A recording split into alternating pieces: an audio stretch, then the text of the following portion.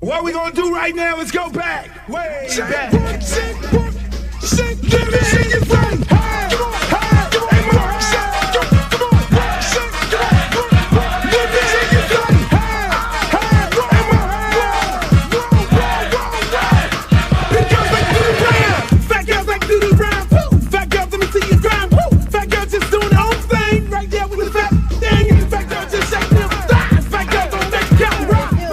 Baby. What's up? I thought you was gonna start hanging out with the big girls again. What is all this trash?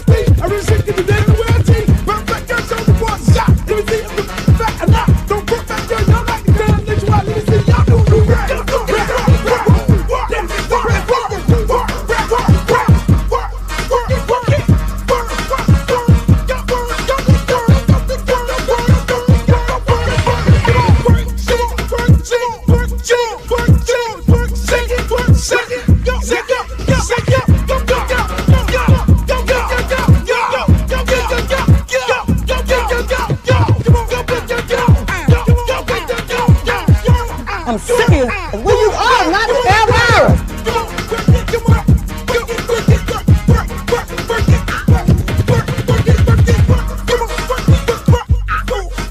Oh, not the Britney Spears. Hey, how you doing?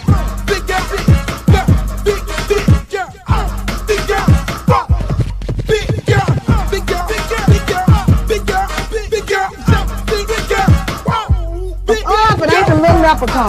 Girl, your beat is so up. You look a mess. All about the big girls. What about the big girls? Big girl, work it, work it, work. Big girl, work it, work it, work. Big girl, you just suck all the fat off your ass.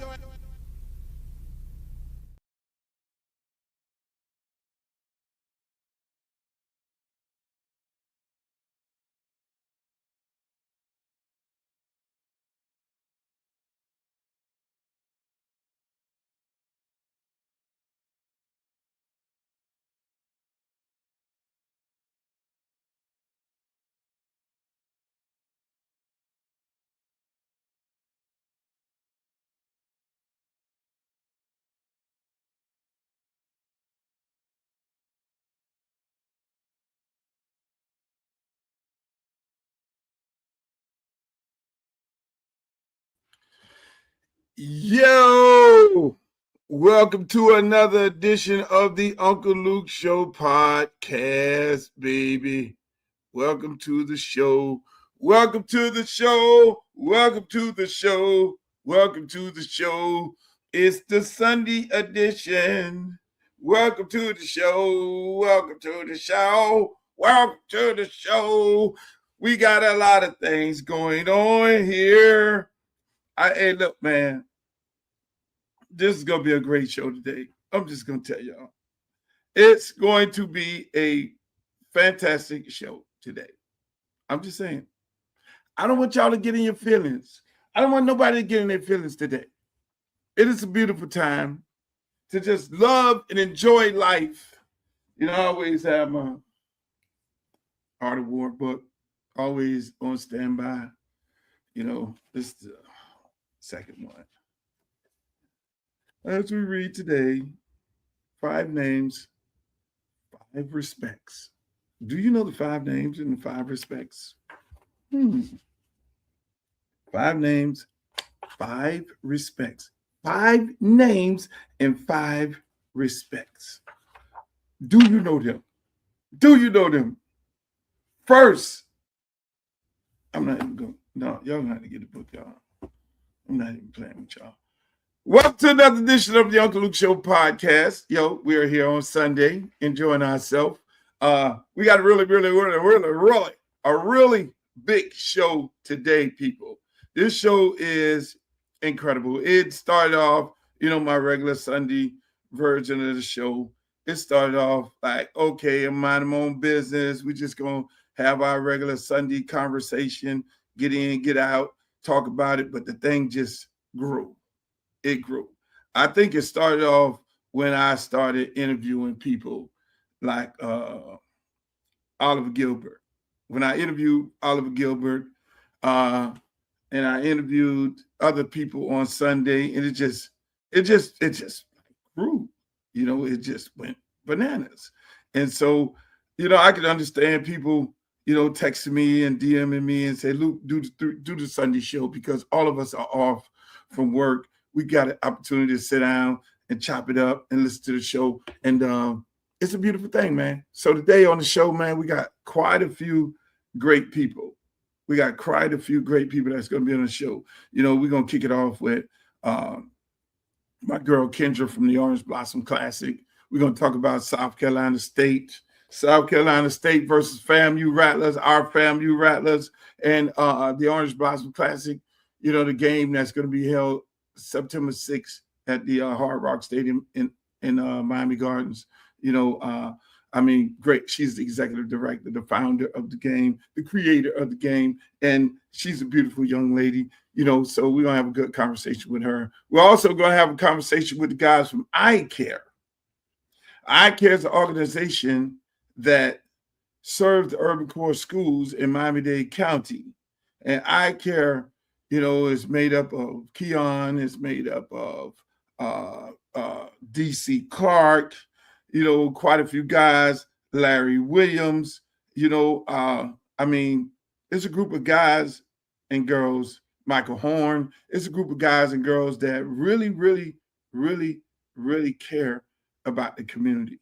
You know, they really sincerely care about the kids of the urban core in Miami-Dade County. You know, and the urban core represents, like, you know, quite a few schools, Northwestern, Central, I think it's South Ridge, Homestead, all the schools in the urban core, you know, which they have great representation. They've been representing them for quite a few years. But, you know, again, then we're going to segue into, you know, like I say, the show got big as it kept growing. Then we're going to talk last but not least, my man, Stephen Hunter Johnson, you know, who's a big time lawyer at Law Decker here in Miami. Very influential guy, used to be the president of the 100 Black Men Association. You know, he was here. He has been a member, and, you know, he's a Kappa. Do we? No, we like Kappas. It's the alphas that are in question these days. That'll be another show. We got to clean them brothers up because, you know, hey, at the end of the day, yo, so we're going to talk sports, politics, and entertainment. I want to thank you all for joining up to the show. In the first block, in the 5:30 block, we're going to talk to Kendra and talk to her about the Orange Blossom Classic. And then when we get around about 6:15, we're going to then holler at the guys from ICAR and talk to them about, some of the great things that they're doing and some of the things and some of the new challenges that they're facing this year in the urban core. But let me just say this. This week has been an incredible week.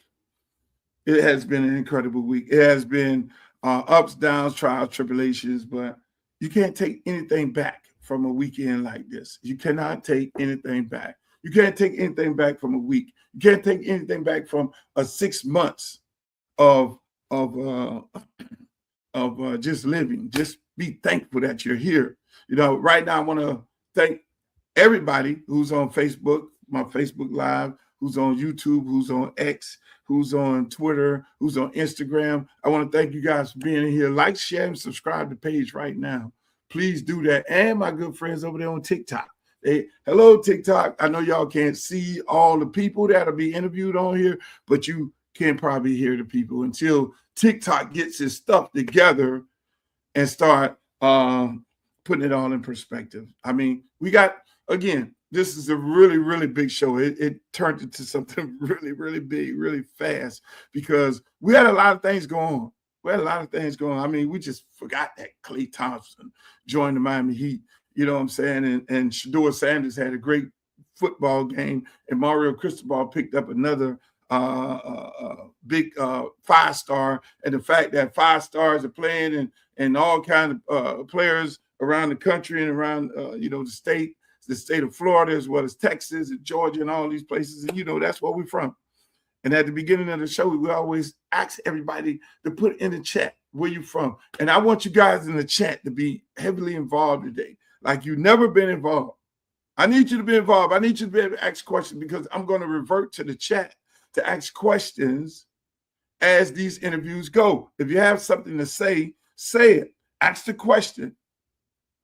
I'm going to look at the chat, but if you say something stupid, I'm not really asking these ladies and gentlemen, anything about this here. But, man, it's a great week. It's a great week. I mean, we're going to talk politics, with Stephen Hunter Johnson. We're going to talk sports with Kendra. We're going to talk a little bit of sports with the ICAR guys because they're heavily involved in sports. It's a sports politics show. That's what this is. Hopefully we'll be joined later on by my good friend Streeter to be talking about some sports and some of the things that happened over the weekend around the country in high school ball. But this is going to be a big show today, people. I'm telling you, it is epic in all types of proportion. I got a lot of good friends on here, but let me just say something, man. We're in some serious times. We're in some serious times, people, when it comes to elections. With some serious times as African Americans. As you know, I put African Americans first. I'm not one of those people who do the black, brown, and all those things. No, I do black. And that's what I'm really, really all about. At the end of the day, what I'm saying? It's black people. So if people get offended by my comments that I may make on Facebook, I've always been fighting for black folks.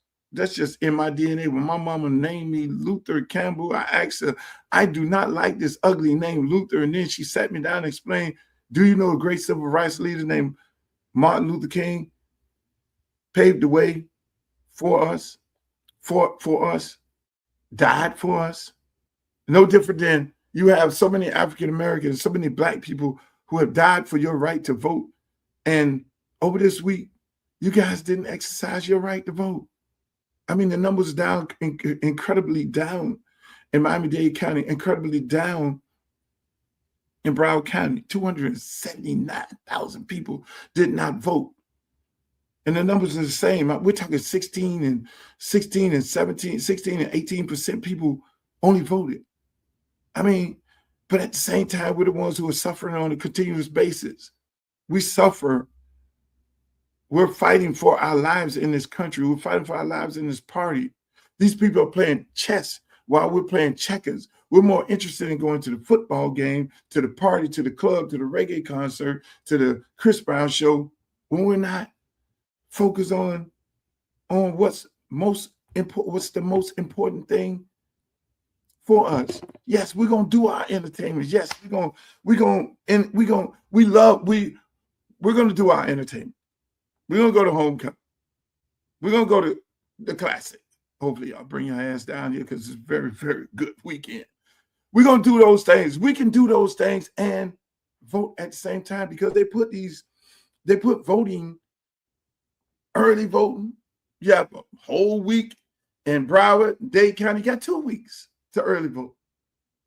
Then you have sold to the polls on Sunday. You don't have no excuse on Sunday. Anybody playing football on Sunday? You don't have no excuse. Then they have Tuesday where they have voting day with precincts all over. There's no excuse. But we made an excuse. And we're going to suffer. You're going to feel the consequences. For the people like me and other people, you know, we do okay. We do okay with ourselves. We do so good that we can actually just go sit on a fucking yacht and mind our business, stay out the way, and actually make money off of these people who are gentrifying the communities. But we choose not to do that. We choose to fight for our people, sometimes putting our well-being in jeopardy because we care so much about our people.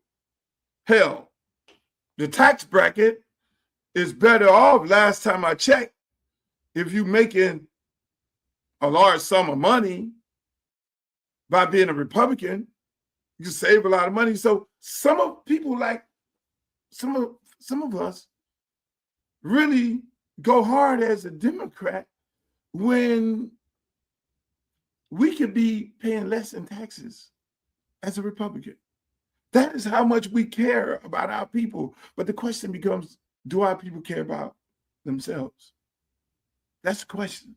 Do we really care about ourselves to the fact that we can take 5 minutes to go out and vote? We didn't do that. You're gonna feel the after effects. You would think that we would get it. We made every excuse in the world not to vote for Kamala Harris, but then at the end of the day, we let Donald Trump get into office, thinking that we were going to get a stimulus check, thinking that we were going to get all these things, thinking that, oh, he's so cool, he's one of us. You know, they did that Bill Clinton with Donald Trump. He's so cool, he one of us. That's a brother in the White House because he talked shit. Well, the last time I found out, all I do is look at court TV news and see a whole bunch of brothers in there snitching. Y'all make your heroes the wrong color people. You make your heroes the wrong color people. And you're always looking for a white person to be your hero, when you need to make your hero a black person. So I love Wakanda. And I don't know what happened to him, Chadwick Baldwin. Y'all need to go back and look at that movie. Go look back at that movie. That movie was more deeper than what you thought. Produced, written by African-American man. That was a fucking chess move. And y'all missed it because y'all was so busy worrying about the things, the minerals. Think about it. The minerals and everything that Africa and Africans have to offer. The power. You came into my community, colonizer, and they mentioned it. And you want our community. You, colonizer, came into our, y'all need to go. I'm serious. Matter of fact, I'm looking at today. I'm going back again for the 99th time because that movie wasn't some damn action Marvel okay movie. And I'm so sad that he can be back and do a sequel. That was about, man, that thing had so many gems in it. You can only imagine. It has so much that we needed to learn from. There was only 2 movies in the history that I can remember that was written so perfectly well that we should have received as African Americans to motivate us. But we missed it because we got caught up in Wakanda Forever. We missed Django. Y'all missed that. Y'all just got caught up in our brother as an actor and acting. Y'all missed that. Y'all missed the free man. Y'all missed Stephen. Y'all missed that. But we're going to talk about all that and more today on the Uncle Luke Show podcast. I just want to thank you guys for joining me. I want y'all to like, share, and subscribe to the page, man. We're going to talk to my girl, Kendra, who started this Orange Blossom Classic some years ago, and it's been going beautiful, shining bright. She's doing an excellent job. This is a woman. This is an African-American woman who put together a football game. See, y'all look at the Peach Bowl, the Orange Bowl. You look at all these Chick-fil-A bowls and all these bowls. Do you know these bowls are comprised of major sponsors? They change the presidents every year. Like the Orange Bowl, I don't know if Eric Palms is still the president over there. Orange Bowl, the organization, big office over there, and they got things. They have a committee in there, people, within the committee, people make up of the community. They give them these orange jackets. I don't know why I ain't got my orange jacket, but I don't want. I need to get me a Orange Bowl classic orange jacket. If they get them a green one, or whatever the hell it is, because I'm past that. Made up of people who do community services within the community, a whole big group of people that put these games on, similar to the Peach Bowl and the Cotton Bowl and all these other bowls. But here, you have an African-American woman who I'm very fond of, love her to death, that has been putting this game on for many, many years. I mean, through blood, sweat, and tears. You don't know how difficult it is to put a game of this magnitude on, to go to the schools and actually convince them to come play a game in South Florida. You think, oh, yeah, everybody want to come to South Florida and play. No, that's not necessarily the case. You don't understand what she has to go through. Fly on planes, get on the plane, go and talk to this school, talk to that school, try and put the matchup together, have a marquee matchup. Then one team be like, oh, I want to play. And then another team say, yeah, I want to play. And then you got to get a contract. Then you got to go and get sponsors. Then you got to go pull from here and pull from there. Then you got to go work with Hard Rock Stadium, which needs to do a better job. That's just me saying. I'm from the outside looking in. I don't know. I'm pretty sure they got a great partnership. We ain't going to get into that. But ladies and gentlemen, without further ado, I want to introduce you guys to my good friend, Kendra Bulluck. Hello, Kendra. How you doing today? Hello, I'm doing well. How are you? And yes, everything you said was absolutely right. Oh, Lord. Yeah. No, don't do it. Hey, look, I'm just. We'll talk about it offline, but you're right. Yeah. So how's your Sunday going? Good. Sunday is going. I got a little bit of work to do. Got some work done today, a little bit more before the evening ends. But yeah, we're getting close to it, so I'm working every day now. I already know how the kids. When women come on here, I always ask how the kids, because the kids are the most important thing in women's life. Us men, we run all over the place, and we love our kids, but at the same time, how's the kids doing? They're good. So, my oldest one, he's still at FAMU. He's in his master's program now. The youngest one, he is at Chaminade. So we are going into his senior year, and we are in the first week of school. So even with everything that I have going on, his birthday is always the week of OBC. So I still got to be a mother. Last week I had to leave the office early so I could fill out the stack of school forms that they send home the first week. But yeah, they're doing good. I'm excited for what they are about to do and what they've been doing. Hey, listen, I already know. I want to thank you for coming on the show today. It's been a pleasure watching you grow this game from when you first started it to now. I mean, battling through COVID, which a lot of companies, a lot of corporations went away. COVID gave them an excuse, but you kept this game going. And you kept this event going for the good people of South Florida. We get ready for another Orange Blossom Classic. What can fans expect this year? Oh, gosh. Every year I say that it can't get any better, but I'm saying the same thing again this year. Like, I am so excited about this matchup. We have, of course, Florida A&M University to have South Carolina State, the reigning HBCU national champions. So we know we're going to see some good football. This is, of course, the start of the Quinn Gray era at FAMU. And you know Quinn well. Not only, of course, is he a FAMU Hall of Famer, but he is right here in our backyard from Dillard High School. So that's going to be really exciting to have him playing against the reigning national champions in his hometown. And then, of course, you know, the game is one thing, but there are so many other things that go on leading up to the game. So we have our community service. We like to make sure that we do stuff for the community. So we've got a career fair starting on that Tuesday. So if anybody is looking for a career change, if they're looking for a job, we have almost 40 employers so far that have signed up to be a part of this event. And, you know, very special thank you to Rick Beasley and Career Source South Florida for partnering with us on that. We've got employers across every industry you could think of, from Miami-Dade County to sports. We've got the Jacksonville Jaguars. We have Miami Dolphins. We have so many employers that are going to be participating in this career fair. And that's at Betty T. Ferguson Community Center on Tuesday, September 1st. On Friday, we have our scholarship fundraiser and luncheon. Of course, the reason that we do this is for scholarships and to help provide finances for the universities and for the students who want to attend these universities.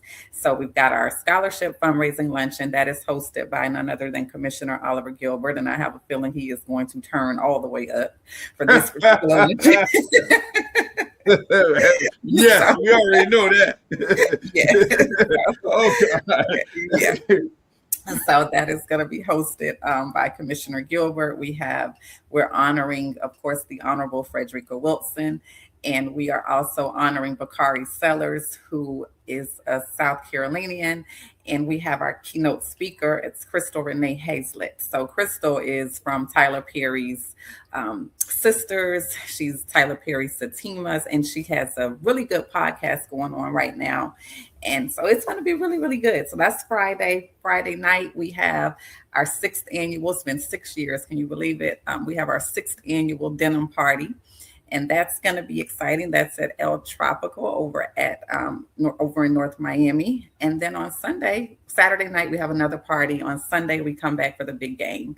Now, the game itself, it's so much stuff going on Sunday. We've added something really special this year. We're having an in-game day party. So you get your Fan Fest, which gates open at 11:30. Fan Fest starts at 12. You know who we have there. We've got Trina, we've got Trick, we've got DJ Nasty, Bo Weezy, and you know I'm going to put you to work too. You don't, if you're in town, God, you do not get away from the Orange Blossom Classic weekend. That's a given. So we've got some amazing people appearing on stage at Fan Fest, and then we're going to come into the stadium for the big game at 3:00. And then right after the Marching 100 and the Marching 101, right after they put on a dynamic halftime show, there's an opportunity to get your ticket for the in-stadium day party. Oh, great! I mean, that's a lot. I got on the screen here the Fan Fest and the game and the halftime and the in-stadium day party. I mean, man, that's a lot of festivities to put on. I mean, it's amazing. I mean, talk about the matchup. What made you create this matchup right here? But before you do that, this is I'm itching. Wait, hold on! I just realized is that a South Carolina State Bulldog? Make this all. Hold on! I gotta take that. You got you. Okay. I was like, wait a minute, what is that? I was wondering if you still noticed that. You didn't know. You just going on and on. Hold on. Let me get my eyes. When I have a heart attack, you know, shit. I'm pretty. Oh, let me get myself together. Now I'm flexing. I feel good. Okay, now we can really talk. Now we can talk. But yeah, so this matchup, I love it. I mean, the two coaches, when we had our press conference back in March, they brought so much energy. If you've ever heard Coach Barry speak, just the energy, the enthusiasm that he brings, the philosophy that he has for, the direction of where he wants his program to go, it is just phenomenal. So he's, of course, South Carolina State, reigning national champions, of course, championship at his former school, Savannah State. And then same thing with Coach Gray, coming from Albany State, having an opportunity now to lead his alma mater. And I told him very early on in this process, of course, everybody was, a little disappointed about FAMU not being able to participate in postseason play. But I said, everything happens for a reason. And I think that there couldn't be a better person to be able to lead this program at this time. And, for him, they're going to get up every day and work hard and compete like they are competing still for that national championship. And just what both of those coaches are instilling in their players on the field, off the field. Because, of course, my son is still in Tallahassee. So when he tells me, what's going on, he's like, it's just the discipline and, the things that are going on in that field house. It's gonna be reflective of what happens on the field. So I am looking forward to seeing these two teams compete. Yeah, I mean, hey, look, at the end of the day, what better game? We know they're not gonna be able to participate in postseason play, but this is postseason play. At the end of the day, playing in Miami at the Orange Blossom Classic, this is postseason play. Before we even go, look, I'm putting on the screen right now. This is where y'all need to get your tickets at, people. Yeah, they're available right now. Yeah, go to and I actually had somebody to say that one of the players said this is our Super Bowl. So they're excited. They're excited. Yeah, they got. I mean, coming to the crib. Most of the kids are from South Florida. Whether they're from South Florida. I mean, hey, look, you don't take it. Listen, you got the Orange Blossom Classic at the beginning of the year.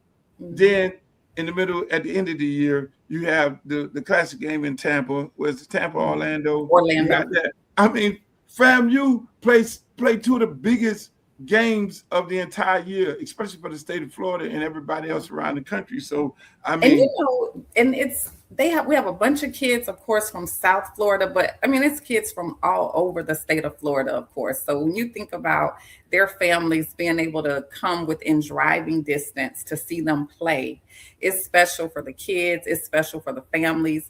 And also South Carolina State, now they have quite a few kids within the state of Florida also. And Luke, better than anybody, this is the recruiting hotbed. So they're coming down here to get some more. That's for sure. They're not coming just to play and go home. No doubt about it. And that's why you saw me with my South Carolina sweatsuit on. South Carolina, I mean, when I was coaching, they made sure they sent me all I got more South Carolina State gear in my closet. It has. That's why when I get ready to do this show, and it's like, okay, South Carolina State. Oh man, I got South Carolina State gear. And those guys they've always recruited here in South Florida. And that's the other element that most people don't understand that goes to it. When you put a game like this on, the recruiting part of it, for people to come and see the fanfare, and so those kids who are playing high school football to come and see, how it is, how HBCU really operates with the fanfare, with the events, with all the things that you have, and the camaraderie and the alumni. Talk about the economical impact here in South Florida that this Orange Blossom Classic game brings on. Yeah, so we've been doing this now. This is year 6. And each year, of course, we've had out-of-state opponents. The first 3 years, as you know, was Jackson State with Coach Prime. And then we had 1 year where FAM was off, and we had Alabama State and North Carolina Central. Last year, FAMU and Howard. And this year, of course, South Carolina State. So when you're bringing teams from out of state, it helps drive the economic impact. It is definitely an economic driver. I think last year, we had about 17 million in economic impact. And, those are things that you look at when you're trying to decide the schools that you want to bring in. And, Luke, it took a long time to bring this back. So within that time, we did a lot of research, a lot of studies, and a school like Howard, for example. Howard's a much smaller school. They're private. They have a smaller alumni, smaller fan base. But of course, with Howard, they're a little bougie. So you might only bring about 3,000 people. All those Howard people go, boy. You might only bring about 3,000 people, but they're going to stay in the finest hotels. They're going to dine at the nicest restaurants. So the economic impact was really good. And then South Carolina State, they're going to bring, of course, more fans, more people, but it helps balance out. So we look at those schools that help drive the economic impact. We look at the schools, of course, that are going to travel well. So South Carolina State is like 7-8 hour drive right off of I-95. There are, major airports between Charleston, Columbia, all of those different places. And so it really has been, you talk about the Dolphins and Hurricanes, and I know, the numbers that they bring in, but I'm really pushing for us to be able to have a conversation, be at the table to be able to say, well, the Orange Blossom Classic had a nice little drop in that bucket too. So don't count us out. But these schools, the fans, they travel. It's really important for me that we support minority businesses. When we started this, we did, I had a gentleman who established a program for us because he had worked with the Super Bowl on their committee. And so we have a program that's still in effect today, which is called the Business Unite program. And that program, we're very intentional about selecting minority-owned businesses to produce the game, because you wouldn't believe the things that go into a production like this. And, I tell people everything from barricades to porta potties to flowers to catering to, our celebrity artists coming in town and needing beauty and barber services, you name it. There are opportunities for people to receive, some sort of compensation for their services. So we're really intentional about selecting those businesses that may not otherwise have an opportunity to work with some of the bigger entities. And it's been great coming off of, bringing this back in 21, coming off of COVID, tourism being our biggest, driver here. It was really good that we were able to help infuse some sort of finances with, into those businesses. In a large part, I remember you telling me a large part of the game is to raise funds for scholarships. Mm-hmm. Can you talk about that? And just for people who just joined, half the time, us, we come late. We're talking to Kendra. She's the president, the CEO, the creator of the Orange Blossom Classic football game, which is happening right here in Miami Gardens on September 6th. You can get your tickets at orangeblossomclassic.com right now. Tell me, talk about these scholarships, because you know me, I'm always all about getting kids in college. Mm-hmm. And then when we do get kids in college, at the end of the day, some of the things that they have to face, like, okay, they need money, they need scholarships. And I know, you guys provide it. Tell us about how that works with the Classic weekend. So we have, of course, our corporate sponsors, corporate partners that sponsor the game. And that's the side where they're looking for branding, they're looking for advertising, visibility on ESPN, but those corporations also have foundations. So a lot of times we lean on them to dig into another pot of money through their corporate foundations to provide scholarships. So that's one way that we are able to give back. We also have a really good partnership, again, with Career Source and with Big Brothers Big Sisters, and they're, assisting with providing scholarships as well. So we have, to date, we've done a little over $500,000 in scholarships. And we have an opportunity where, me, both of my kids are involved in sports, right? And so I understand the importance of being a well-rounded student, and there are scholarships available for all of the 4.5, 4.0 students. There's money out there for them. I have a soft spot for the 2.5s. You got to. 3.0, right? And, who's involved in extracurricular activities. Because sometimes you take those activities away from a kid and say, well, I just want you to focus in on your academics, and now it's over. They shut down, and that's it. So if, for us, our scholarship program, you have to have a minimum of a 2.5 GPA and be involved in some sort of extracurricular activity. And then, of course, be from South Florida and have an interest in attending an HBCU. We give priority to students who are attending the HBCUs, who are participating in the game. And then depending on funding, we farm it out to other students at other HBCUs after that.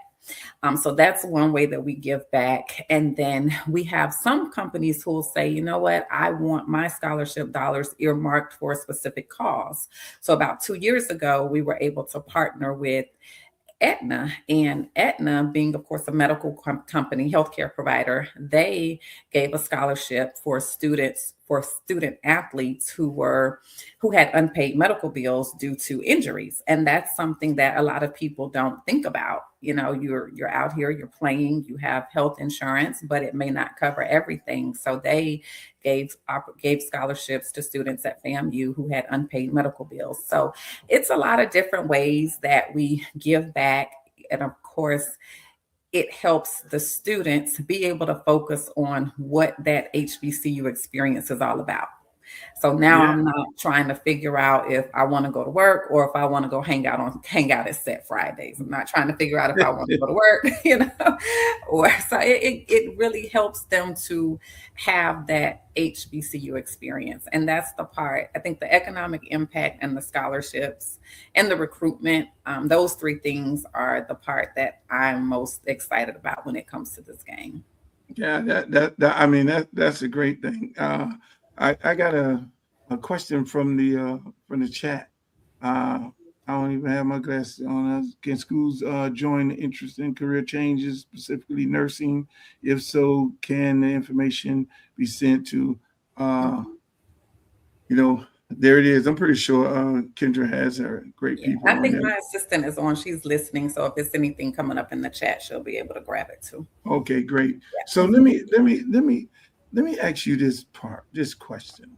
I mean, to put on a game like this as an African-American woman, you're sitting at the table with with ESPN, you're sitting at the table with these alumni presidents and these presidents of these universities and these athletic directors and all these folks that can be very difficult to work with. How do you navigate that? And do you find it difficult as an African-American woman? Yeah, it is. It's challenging. And, what I have found out over the years is, number one, knowledge is power. And that may sound very cliche, but I am a firm believer in arming myself with as much knowledge as possible so that when you come to the table, you're coming to the table with something that makes sense. And that makes it really difficult. Even if people want to dismiss you, it's difficult to do, number one.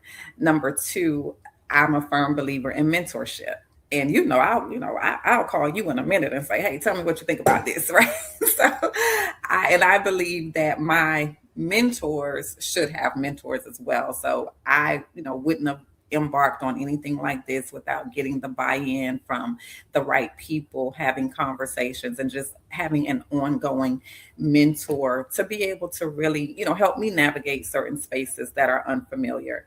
And I, surround myself with people. It is difficult, I think, as an African-American woman, not just in sports, but in a lot of industries. But one of the things that I try not to do is buy into that as much. I tell people, if you see me at an event, if you see me at a conference, if you see me someplace, 9 times out of 10, I'm going to be in the rooms having conversations with the people who are navigating or have navigated the space that I'm in. And oftentimes that may be more men, but I'm having those conversations and I'm getting their secrets and hearing what they're doing. So I can go back to the women in this space and say, hey, well, let me tell you what's going on over here. So I'd rather use my time productively in that way than kind of, sitting around having the woe is me, they're not going to let us, do anything conversation as that's just me. So that is how I have you ever felt like you had to prove yourself twice, once as a as a woman and the other as a Black woman? Yeah, but I don't go. It's not so much about proving it. It's just doing it. It's just you get up and you do it and you prove it in the process. I don't necessarily set out to do that. It's really just doing it in the process, setting a goal and not being afraid to ask for help, but setting a goal and getting it done. And I think that people who I have encountered over the years, I hear a lot that they just respect the fact that I was bold enough for crazy. It's a fine line between bold and crazy. So they may say bold, I'm saying crazy. No, yeah, it's always crazy. It's always crazy. Yeah. Yeah. Like literally yesterday, I was doing some work and I was just thinking about the process and everything that we've done over the years. And I completely changed. I had to text my marketing team because I completely changed the theme of our luncheon like yesterday, a week and a half before the luncheon. And they were like, really? But I said, our luncheon theme this year is going to be the audacity of excellence, because you have to be audacious. You have to be bold. You have to be crazy enough to do some of the things, and not just what I'm doing, but things that we've all, you just came off of a run for Congress. It's just, you have to be bold and audacious to do some of the things that we as African-American men and women have set out to do. And I'm talking, people in this community, people who I'm, blessed enough to pick up the phone and call and have conversations with. So I was just literally thinking about all of that yesterday. And I called my marketing team and I said, I'm sorry, throwing an audible last minute. This is what we're doing. But that was where it came from, because it was like, Kendra, you got to be crazy to do some of this stuff. Yeah, it is. It is. But you have through the kids, the community, you have a whole bunch of big brothers. You got big brothers coaching. You got big brothers. You got big brothers everywhere. Big brothers in politics. Big brothers in the church. You have a community of people that surrounds you. I do. And that's a good thing. I'm grateful for every single one of them, and I'm not going to call all the names. You know who they are, but they really. Right. I'm fortunate to have a really good group of people, and they help me. You all help me navigate that space too.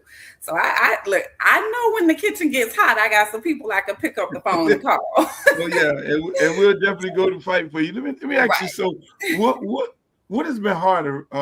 Raising money, finding sponsors, respect, just getting your vision, having people believe in your vision.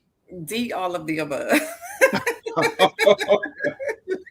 Oh my God! Well, I'm pretty sure you come in there. You go into the corporation like Denny's with the pretty face, and you sit there and you articulate the plan, and this is what we're doing, and we have Miami and we have Hard Rock and all these things, and they just open the wallet and give you all the money.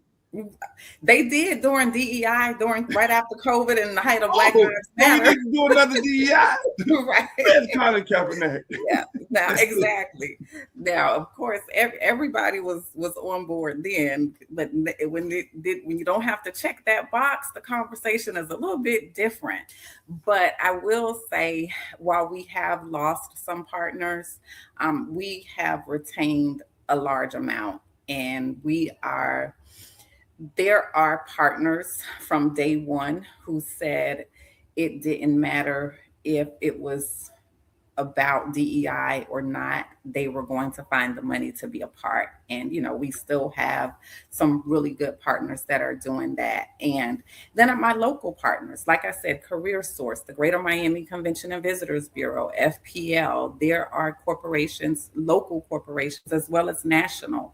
And it does help that we have ESPN, of course, because now you're able to not just check the box and say you're giving to this particular game and, you're doing something for HBCU students, but you're actually getting exposure. I mean, we cannot discredit that anywhere from 600,000 to 900,000 people tune into this game. And you have an opportunity to get your brand not only in an NFL stadium, but on a national platform. And a lot of people thought, I think, after, after Dion left Jackson State, that our relationship with ESPN was going to change.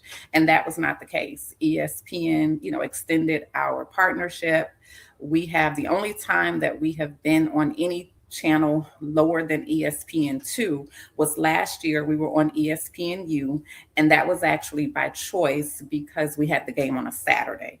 But anytime that we are on our regular day on a Sunday, we're going to have an ESPN or ESPN2 time slot. And that really, channel, and that really puts us on a national stage. And that does change the conversation when you're talking to these corporations. And then, sometimes you have to nudge them and say, now, do you really want to be the only company that's pulling out? And do you really want us to have to say that you're not doing it because we don't have to?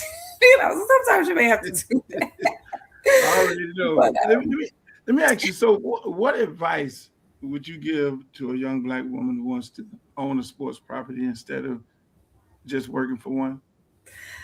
I get that a lot. And again, it might sound cliche, but just based on my own story, my own experience, it's don't give up. Don't give up. If it is something that you feel like you are supposed to do, if it's something that you want to do, keep going until you've exhausted all options. And I tell any young women that, I tell my own kids that. I did not think, honestly, that I was going to be able to do this. This was a 10-year process.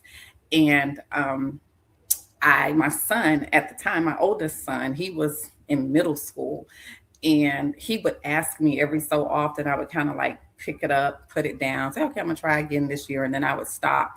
And he would say, Mommy, what happened to that game that you were going to do? And that would force me to pick it back up. Like, okay, let me see who the new athletic director is at FAM this year. Right? So I pick it back up, try it again. And then when we finally got the right people in place, we were able to pull it off. The timing was perfect. So my thing to any young person, male or female, who wants to do something is don't give up until you feel like you have exhausted all options. Yeah, that's great advice.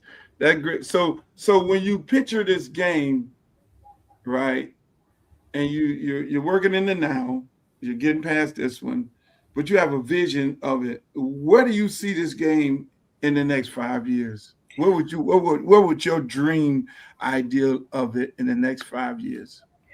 I want it to remain in the community. I want it to extend well beyond me. I want a greater community buy-in, for people who, not just the people who look like us, but the people who don't look like us, to be able to see the value that it brings and want to partner and want to be a part. This game is a part of our South Florida history. It is a part of on a national level, it's a part of the sports history. This game was the Black National Championship. Yes. It was what we know today as the Celebration Bowl, because we couldn't be in stadiums and competing, at PWI. So I want that to be recognized, and I want people to understand why it's so important that this game continues on. So whether I'm the executive director, whether someone else is, I still want to see the Orange Blossom Classic in the community. And I want to, you said it, listen, our jackets are green, so I got to get you a green jacket. But I want to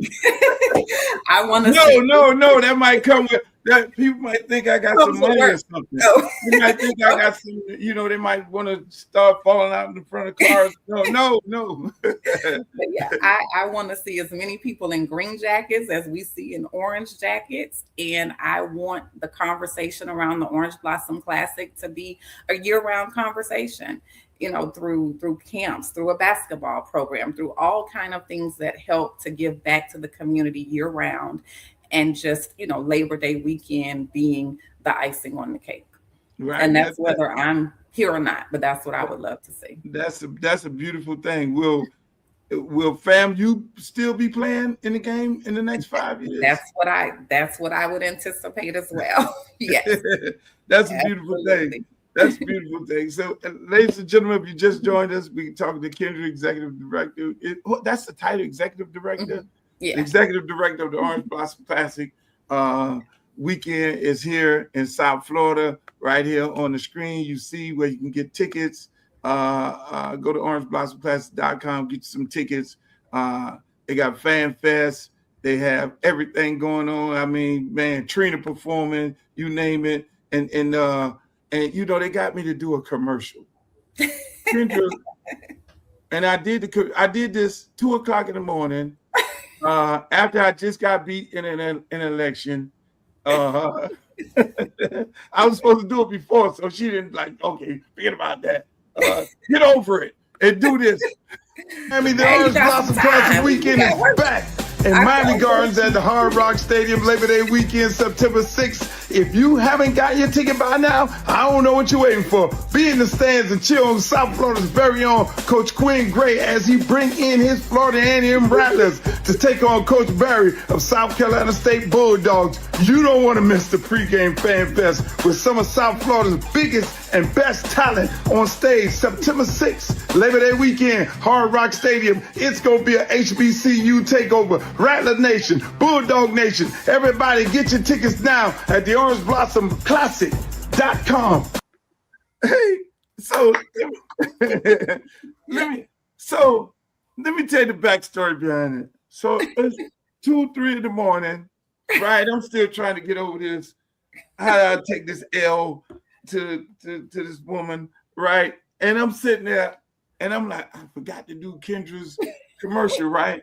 Now, mind you, I through this campaign, I discovered this thing called teleprompter, which is what we normally use at award shows. And I got it. And so I've been trying to do commercials for myself and all of these commercials for this campaign run. And I go in there and like 3 takes, do this. And it's like, well, maybe I might have been doing the wrong thing. I get back to this. And so I went out last night and went to my friend Peter Thomas' restaurant. And this was, because I learned from people. And he saw it on my social media page and he was like, that described that you are actually back in the fold of entertainment away from politics, that commercial. And it was moving for him and the people in there. It was like that was your transition back. So you played a major role of transitioning me back from politics into what I do best, which is support my good friends and talk about entertainment in that way. But what you have done in the lives of children, what you have done for the entertainment industry, what you have done, as we all know, for freedom of speech, it's your legacy extends well beyond Congress. And I'm not saying that you would not have done an amazing job, and I'm not saying that that's not in the future. But what I will no more. Well, you never know. I'll be the kingmaker. I'm gonna be like my next guest, Larry Williams and DC Clark. They kingmakers. Let me just stand behind the curtain. So tell people give everybody your last pitch on why should they come to the Orange Blossom Classic game.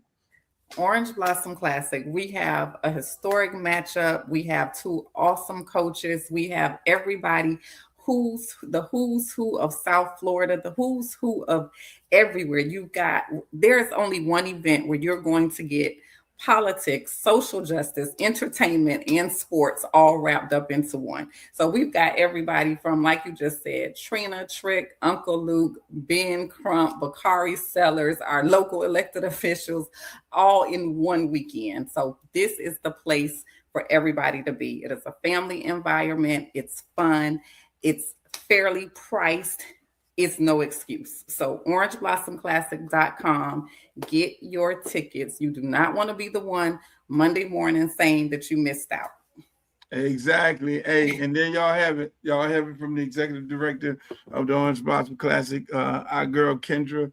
Make sure y'all go get those tickets right now. It's going to be a beautiful weekend as always. And I want to thank you for coming on, Kendra. You've been beautiful. And I'm just amazed that, how you still got black hair, your hair ain't turned gray, and you don't have a wig on, and you're looking good. And because these type of games, these type of things will tear a person down. So ladies and gentlemen, give her a round of applause for being here with us today. Thank you. And I'm waiting for my breakfast at our regular breakfast. Yes. Listen, I've been waiting on you. You're the one that's been tied up. So after September, we are back on schedule. Yes, we'll be back on schedule. And please have me out here swimming in water by myself, just treading water. Exactly. I was trying to give you a break. Oh, you did. Thank you. Thank you. I really appreciate it. Thank you for coming on. All right. I love you. All right. There we go, man. Listen, that was a beautiful thing. I'm trying to tell you, this is what we do. Luke Show, this is what we do. Kendra Bulluck, make sure y'all go get your tickets at the orangeblossomclassic.com right now. It's a beautiful weekend. The weekend is fun, festivities. You can come enjoy South Florida, get yourself a condo, a hotel, an Airbnb, or whatever it may be, because they have tons of things to do when it comes to this weekend. But right now, ladies and gentlemen, I got my next guest coming on. These gentlemen here are from the organization called ICAR. They have been fighting a good fight for so many years. They've been fighting a good fight for the Urban Core students and have been leading the way of how you get things done.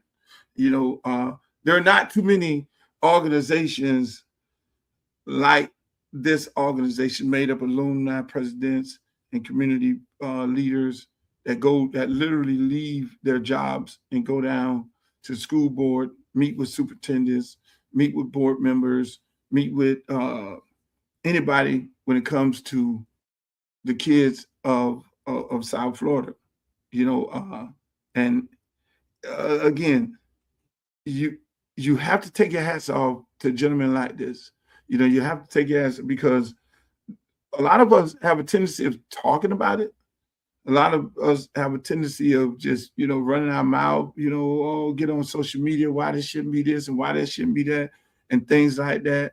But these guys actually go do the work. These guys actually get up and go to the school board meeting, something that some of you guys need to think about start doing. They'll go to a county meeting.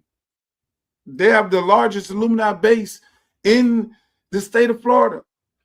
Not only do they move to a football game and fill up stadiums, but when they make a call out to the community and say, community, we're moving in this direction, they move. So it ain't no, okay, all right, these schools within the Urban Core and these gentlemen, when they speak volumes to the entire community of Miami-Dade County, you know. And I know we have a lot of people from around the country that's on this, on all these different platforms. We're on Facebook and we're on Twitter and we're everywhere. Get your notepad out right now. Because if you're not doing these type of things in your community for your schools, then yeah, you might be working hard, but at the same time, you may want to take notes on how they've organized throughout the years to be able to fight for kids in the community, fight for kids in these schools. Because we're living in a time where these school vouchers are real. And it's not just here in Florida, it's not just in Texas, not just in Georgia. You know, they're trying to privatize schools. You see the Department of Education getting gutted, you know, and, you know, it is a real serious fight when it comes to, you know, people fighting for these benefits of these schools and be able to keep their schools in order, you know, and to defend the students, defend the teachers, get good principals in and get good principals out and get bad superintendents out and good ones in, and have the respect of the community and people. You know, without further ado, I want to introduce you all. You know, we've had them on the show. They're a friend of the show. These guys, the great guys from ICAR. No other, the great DC Clark, there he is right there. We got Larry Williams. We got Mr. Michael Horn. How y'all guys doing, man? Hey, great, brother Luke. How you doing, brother? I'm doing good, man. I'm doing great, man. I cannot complain, my brother Clark. Can you hear me? And congratulations on running a good race, bro. That's not a you problem Can you hear that you me? didn't make it. That's a we problem. And we got to get together as a community, young and old, to support those who support us. So congratulations, bro. Yes, sir. Yes, sir. I appreciate it. Yeah, you know, if anybody know, you ran a great race, and you know how this politics can be, and you are a historian because the black bookstore, Yes, sir. the black bookstore, Yes, sir. they told us how these things go, but Yes, sir. it's amazing. It's amazing how far we've gotten away from Black history today. But that's another conversation we got to have. I'm getting Right. the echo. Michael Horn, how you doing, my brother? Hey, what's going on? What's going on? Hey, I was listening to the last segment. I heard you say, "Nah, you done with it," but I ran as well, and your life changed. You changed.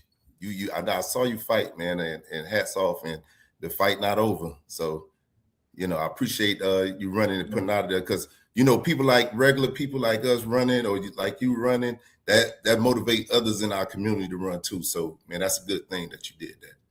Yes, that's what it's all about. I mean, it's all about motivating people and motivating people, getting people involved in the political process, using our platforms. Because at the end of the day, we don't have to do this. Everybody in the world know Michael Horn, they know DC Clark, they know Larry Williams. In our own little space, we get things done without actually being in a seat. We actually get more things done Right.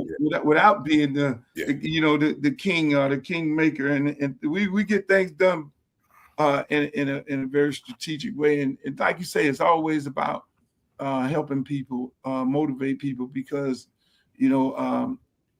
just like you say, when you're in a race like this and the world is watching, and you're doing CNN, you're doing MSNBC, you're doing Fox and all these, and Breakfast Club, and you're bringing this issue of the things that you're fighting for our people to the forefront. You really expect our people to go out to the poll and vote, but Right. even with them not going out to vote, now they're looking, everybody feeling a little funny right now. Right. They're feeling a little funny, and for me, it was really, really interesting because, as you know, in DC, you're a younger guy, Mike. DC know, Larry know. We're trying to wait for Larry to get back on the screen. There you go. There's always been a rift between Dade and Broward. There's always been Dade, Broward. And so a lot of those things have kind of watered down these days. And so, for me, it was like, I'm gonna go and run in Broward. Like I do things like that. And it was like I'm gonna run. I'm a Dade County dude. Everybody know I'm a Dade County dude. I'm gonna go run in Broward. And see how it works. Once I start getting into it, then I started noticing there's a lot of people that from left Dade County and moved to Broward. And then at the same time, a lot of people welcomed me. The elected officials didn't welcome me. Some of the pastors didn't welcome me because they are old school and they Broward, man, which is understandable. So, but at the end of the day, we brought light to the fact that, like Mr. Clark said earlier, that we got to get out and vote. Other than that, we're going to lose everything. But Mr. Williams, Dr. Williams, you here? Can you hear me? Yes, we can hear you real well. Okay. All right. I apologize. Dr. Williams. This is my debut. I've been undercover about 6 months, so I apologize. I already know you have been undercover. Hey, I'm happy you're healthy. I'm happy you healthy, DC. I'm happy Mike is healthy. When y'all be out there in the war fighting these good fights, every now and then you get some battle scars. Yes, sir. Hey, A lot of them. Hey, Luke, I got a call from Tallahassee, boy, when you start playing with that South Carolina State hoodie on, boy. The phone was blowing up. What am doing down there? It started itching, and I had to take it off. Look at right It was itching, and I had to take it off. But since you said that, let me do something for you. Since you said that, Let me do this right here. Since you said that, let me put my Central Rockets state championship jacket on right. Don't do it. Don't do it. Oh my God, I'm messing with you. Yeah. See, I know I was gonna get a laugh out of everybody. Oh my God. Hey man. I want to welcome you guys to the show, man. And look, like I said early on when I started talking about it, I mean, I commend you guys for the work you've done. And before I even start up, I just want to tell people, these gentlemen right here save kids' lives on a regular basis. I would not have been able to coach high school football for almost 20 years if it wasn't for the gentleman that's on the screen right here.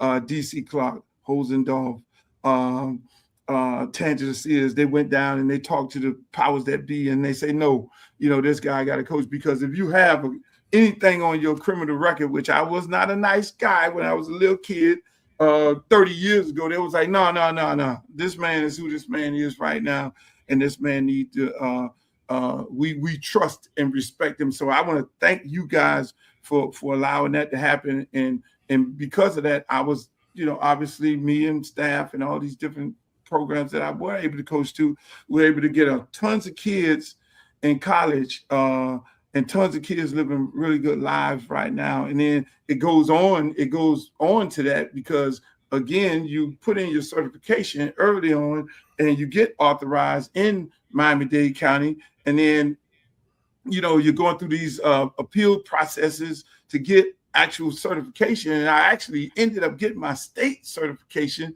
when I was coaching at Miami Northwestern, and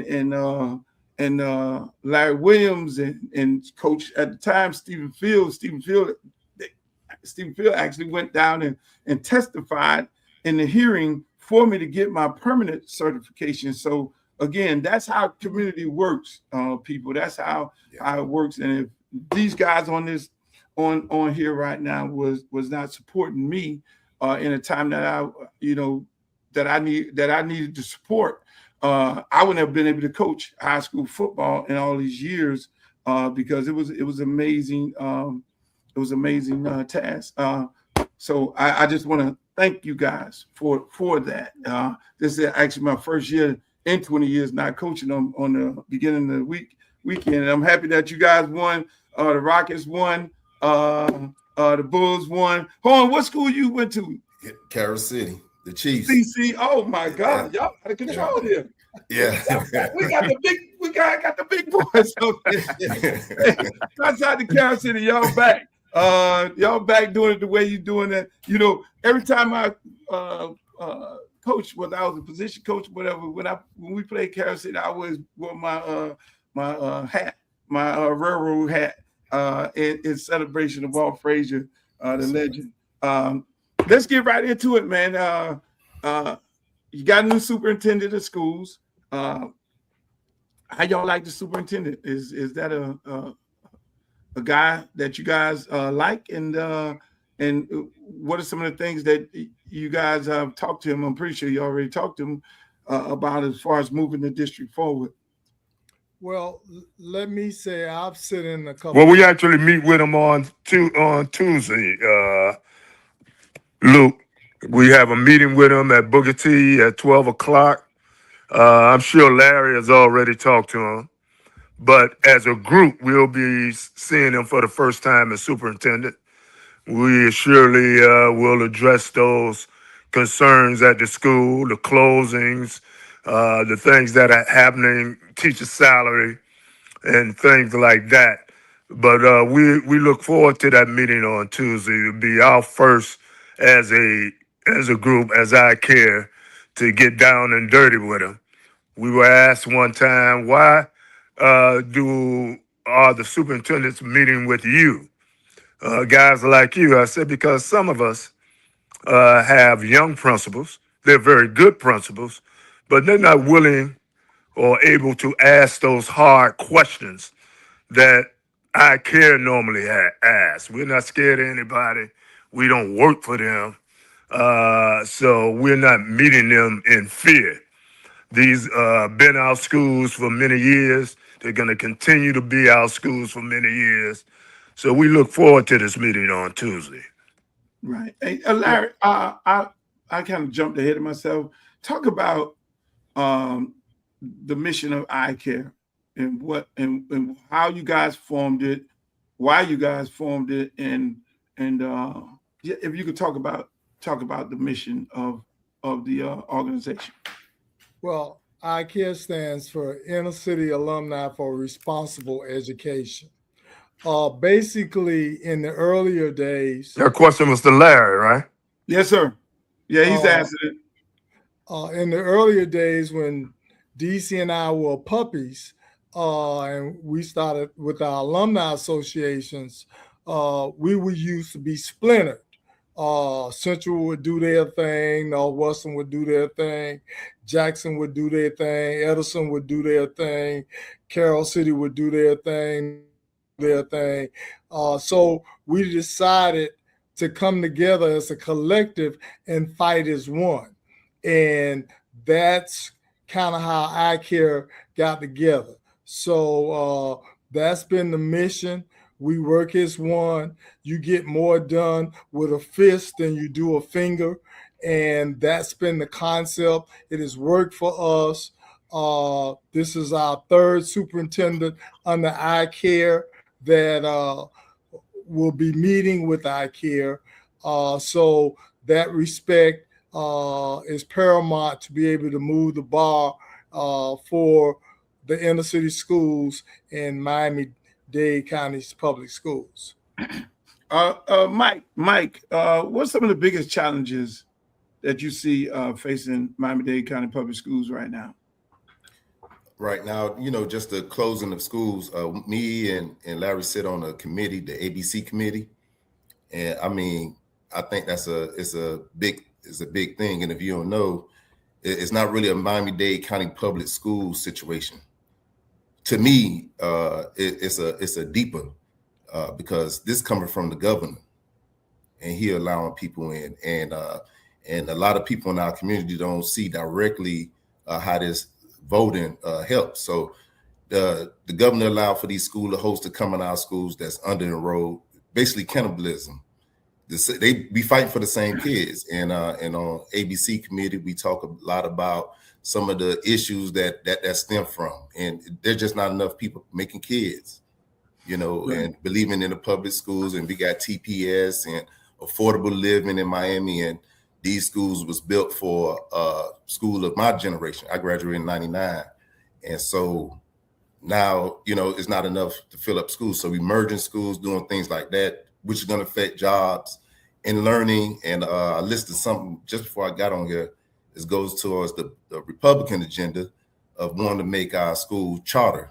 And, and try to make us pay for education and, so I think that's from that one situation stem all the situations that we're going to probably discuss tonight. So that the School of Hopes and educating our community that, that you are involved, that you can speak. We have these meetings.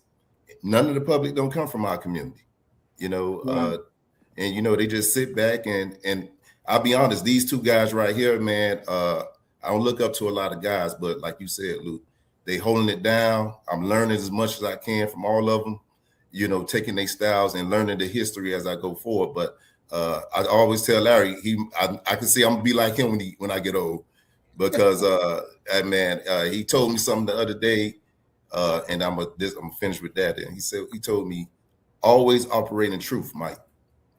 People might not like you, they may not agree with you, but the truth is always gonna speak loud. And and so I think that speaks to the volumes of what we do in this community. I mean, on this community. Yeah, that's great. DC, are all the schools receiving the resources they need, or does it still depend on the zip code?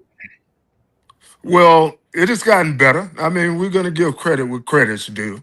They're not going to pull that old time religious stuff on us where they give us what they think we should have, because they know they got us and others like us to deal with. They got they got truth seekers out there who's not going to stand idly by and accept what they're giving us. We got black people who are not afraid to speak up, who are not afraid to speak truth to power, and we know the game. As a matter of fact, we're the ones, including yourself, who are introducing them to new things like this Adidas deal.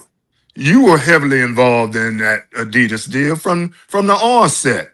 Brother Holdendorf is heavily involved. It was ICAR's idea to include all of these inner city schools because we're the most talented, yet we were getting the crumbs.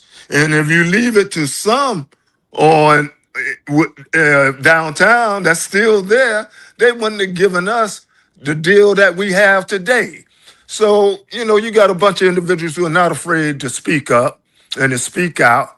And like you said earlier, to gather when they least expect it, even within the boardroom and the meeting room, to call a spade a spade. So we're here. We ain't going nowhere. So, that's us. You know that better than anybody else. Yeah, I mean, no, you're right. When ICAR comes, that's what it means. I care, and Larry, you mentioned three superintendents. I was like, oh my God, has it been three? I thought you went back to the Stinson days, and I do, but I said as I care. As I care. I said as I care. You ain't don't try to sit there and let us calculate your age. Like you just started, with three superintendents. You go way back. I know you back there. I do. I was raised politically in the school system through Saul Simpson. I mean, he was the first one to put me on one of the committees of a board member. I served on the athletic advisory committee for Saul. I continued that work for Dr. Mendengal, and of course, currently, although the seat is vacant, Mike and I represent the North District 1 for Dr. Gallen for ABC Boundary Committee. So yeah, I do have an extensive background dealing with the district for over 30 years. So I'm tried and proven. Let me ask you while you're there, Larry. What should be the first three things? And I'll ask everybody this. Everybody got the same question. I'll start with you, Larry, then go to DC, then go to Mike. What should be the first three things that this superintendent tackle? What would the first three things that you guys see that he should be tackling when it comes to the urban core schools? Priorities. I think the first thing he needs to consider is revamping the curriculum in the school systems. We are no longer in the industrial age where manual labor is the future. The future now is with computers, and the school systems does not reflect that need and that change from an industrial revolution America into a computer-based America. So that would be one of the things I would like to see him address. Second of all, I would like to see him address athletics and athletics from a true form. We're losing. I got someone send me an article today. Over 19,000 students less in the school system this year than it was last year. A lot of that is because the school district don't have the academic prowess of things that private schools are offering to our people. So we need to upgrade that. We need to protect student athletes in the schools where these private schools are coming in and offering them whatever that may be to get them to move. We know that at Northwestern, we were hit with several transfers, and it wasn't because the children wasn't happy. We're a school, but because of the economics in the community, you can dangle carrots in front of our student athletes and they'll make us move. I've seen this move before. It's called HBCUs. Back in '69, when Jake Gaither was at FAM, he used to kick butt and take names, but the system realized that in 1968, Grambling played Morgan State in Yankee Stadium and had over 60,000 people. Well, they understood the economics of it. So they said, let's go get the black athlete to make our programs better and leave schools like FAM and South Carolina State with nothing. And the same thing is happening today in the ICAR schools. A lot of our schools are losing athletes in all areas to schools basically privately ran to help them facilitate a better athletic program. I saw Columbus play Thursday night, and I thought I was watching a pro team because on defense, everybody on defense was black. That hasn't been their history. So this superintendent needs to roll up his sleeves and learn how to protect the assets, which is the children in our community, make our schools up to speed academically, athletically. And then the final thing I would like to see him do is make some changes on the 9th floor. There's too many people on the 9th floor. I know it's going to offend some people, but we need those resource dollars back in the school. So when your superintendent made his cabinet, that job was basically held by one person, which was the deputy superintendent. Because a black woman got the job, they undermined her and created a cabinet, and she had all the power initially, and they took it away from a smooth operator. And we need to go back to a system where some of this stuff, all that heavy fat being paid on the 9th floor, either you go back to a school or we got to find another place, because we need those resources in the school. So those would be my 3 talking points. 3 things, DC. Well, I couldn't hear Larry. I can't hear his mic, so I may be repeating the same thing. But number one, we got to deal with, the enrollment in the schools. The schools are getting smaller and smaller, and therefore, they're bringing charter schools to share the same hallways as our schools. And like you said earlier, we're fighting for the same kids. So that has to stop. That has to be addressed. Number 2 is that since the schools are getting smaller, there should not be any excuse that the students that attend Miami-Dade schools get everything they need to succeed. And so we should have any school shortages or situations where our kids can't get the necessary books and materials that they need to succeed. And lastly, we've always had a problem with the schools of choice situation where they give the best classes to those schools that's outside the urban core. Some of our kids have to wake up 5 o'clock in the morning, 4 or 5 o'clock in the morning, just to travel way down south or the extreme west to get classes that they so richly deserve. So we have to stop that. We have to make sure that within the urban core schools that they get the necessary classes that they need to succeed and to go on and be successful. Don't give those nice, lucrative classes to schools in the suburbs, and have our kids waking up at ungodly times in the morning just to make it to class at 7 o'clock. So we want to address all of those concerns as we meet with the new superintendent on Tuesday. Michael? Yeah, well, it's not my number 1, but I'm gonna start off from what DC was talking about.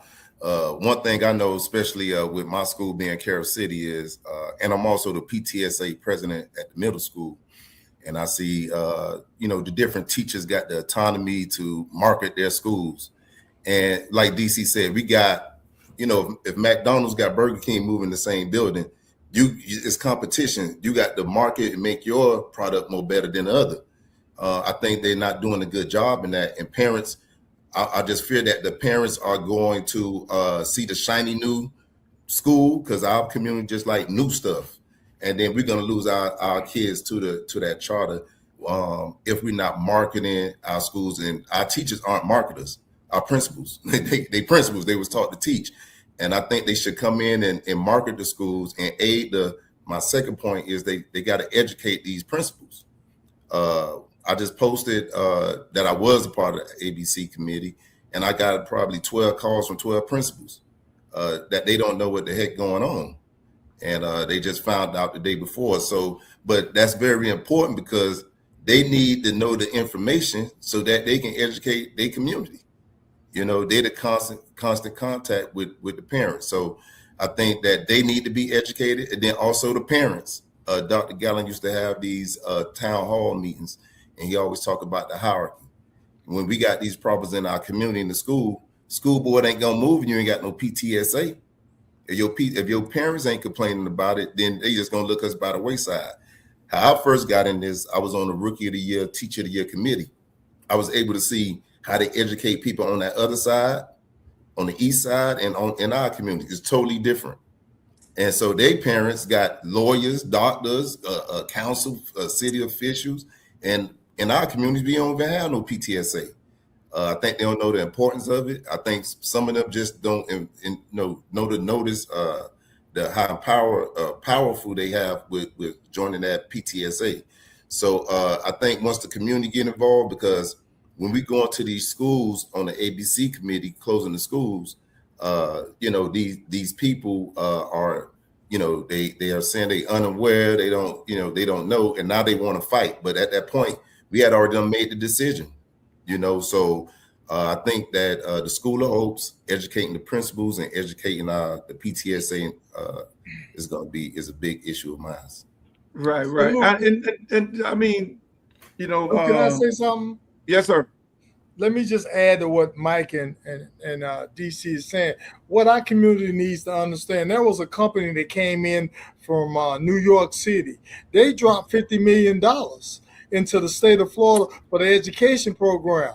So they came with their money. The state of Florida accepted it. So we have to do a better job of understanding. I always say we have to legislate our way to success in our community, and we come up short because a lot of times, like Mike's saying, we won't join the PTSA, we won't join the ESAC committee, you won't come to alumni meeting. We have to do these things. The reason, I ain't gonna say the reason, but you just experience our people lackadaisical when it comes to government. You want to stick your hand out, but it's your job to drive the vehicle. If you don't ask, you don't get. Closed mouths don't get fed. DC, I'm sorry. Going back to Mike, when you talk about marketing your school, you have a principal that's doing in my opinion, doing a great job of marketing school. I remember, at one point the enrollment was tremendously down at Carol City. You had a brand new school, had just been built. The enrollment was down. You bring in a new principal.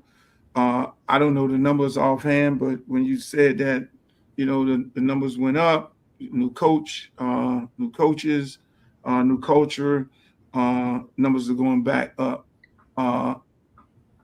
There was a situation about, I don't know, food, and I always say, we have been always stuck, Michelle Obama, I love her to death. But when they introduced that food kind of fell in line with, now you got the food and you got the charter schools and all that healthy eating, kind of, and then now here charter schools coming feeding steaks and lobsters and all kind of beautiful stuff. You guys are doing a great job of marketing your school. Is that the type of marketing you're saying that other schools need to adopt to? Yeah, I'll put it like this. When I first got to Carol City Middle, we have a Food for Fuel program where the kids created a butterfly garden that pollinates the food so that you don't have to take medicine that the doctor may prescribe you, but we got natural things like that. We have a Verizon room. We have high technology, all those different things. And look how you look. You don't know. But as a person know, but they don't know how to market a school. They can run the school, that's not their acumen. Their acumen is to be a principal, But if you've known that a person probably not went to that other school, I'm not gonna say no names just because of the name, a lot of times, some of the greatest people come out of our 3 schools. We one of the biggest alumni. Us together, we all know we can shut this thing down. We have huge followings at our school. But again, can the principal use the alumni to help get the word out? Yes. But if not, our community just always going to go to the shiny new thing. The same thing like the Target. We say we're going to boycott Target, but they keep bringing that new stuff. We don't got no sacrifice in this, man. And so just anything what you may have to bring light to your school to make somebody that want to come to your school. That's what we are now. It's almost like we all individual charters, because if you don't meet those numbers, then guess what? Your school gone. So DC, let me ask you, DC. I remember this was a situation, right? I was before COVID. I was talking with a company out of Arizona about doing a public charter situation.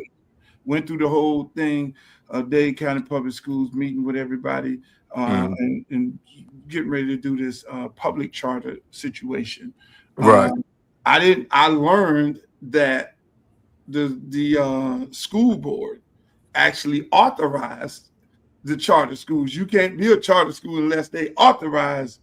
Right. Give you the okay. Operate as a charter school within the right. in the county. So and I had this ideal, and I talked to the board members, our African American board members, and I had this ideal of redoing Trash Power Stadium and surrounding it with a charter school, elementary and high school, and just because these folks do that, and they told me no, that's not a good location, because if you do that, I remember Miss Brown said to me that was not a good location because you would take students from Central. But then Kip turned around and put a school there, which I found very, very interesting because I assumed that was off limits.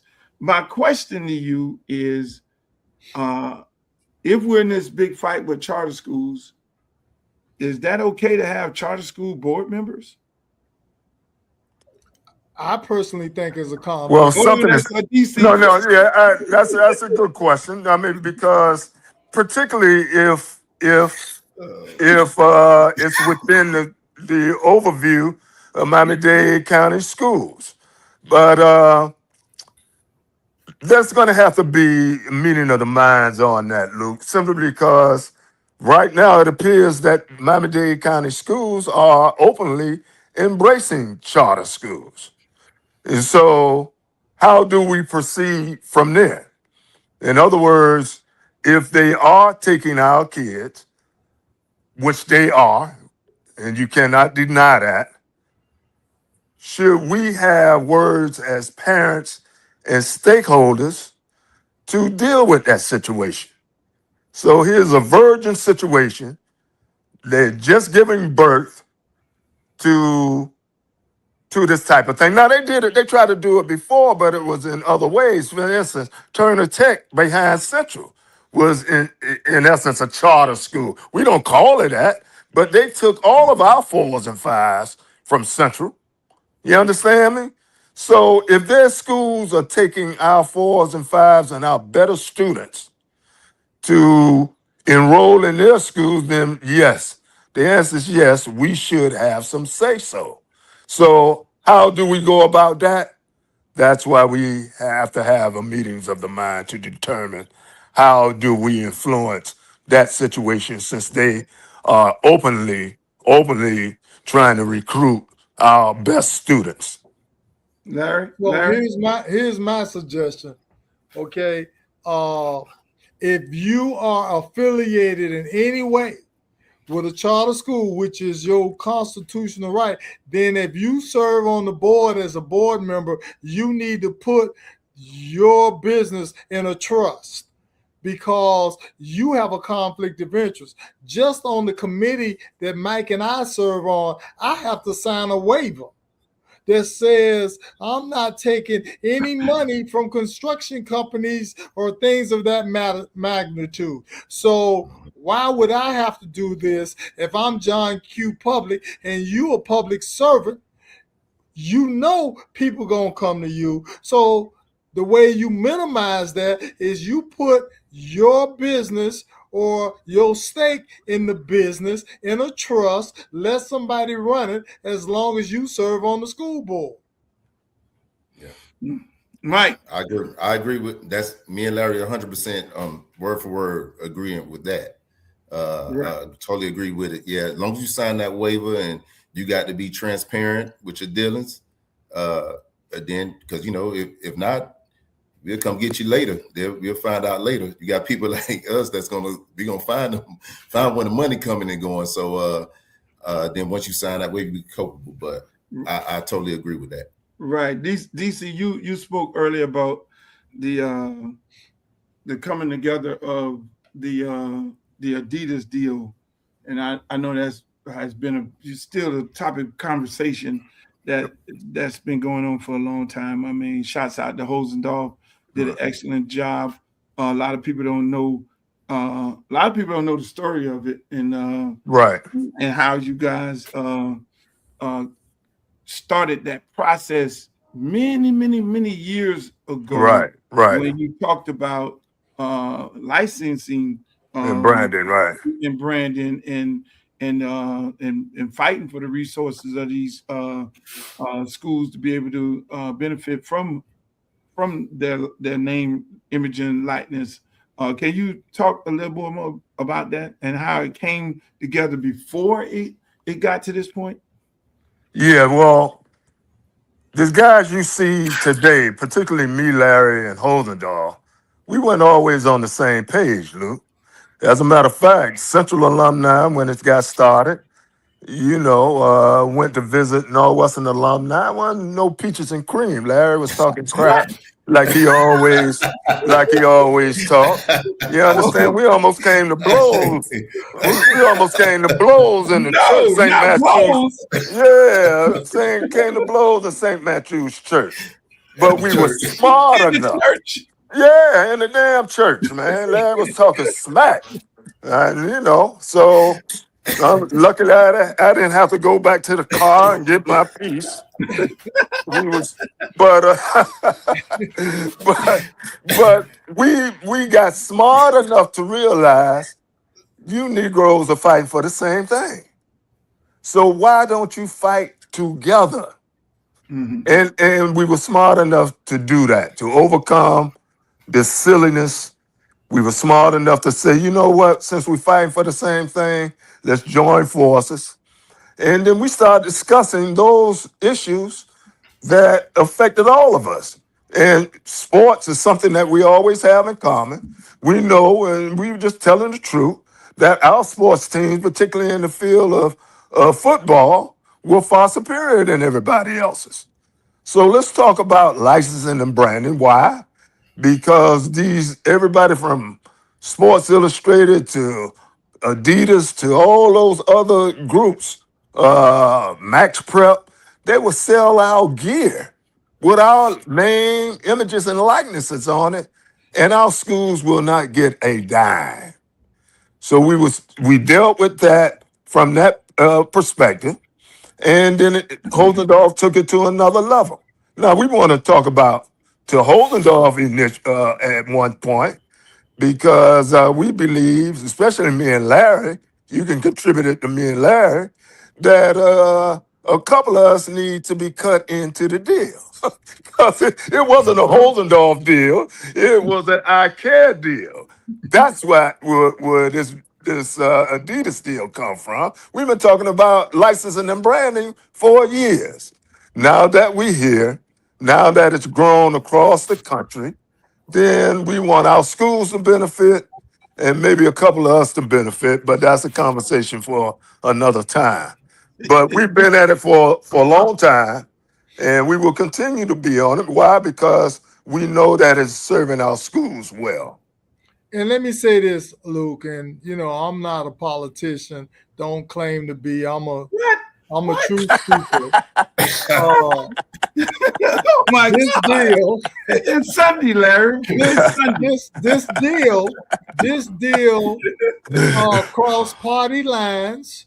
It had nothing to do with Democrat or Republican.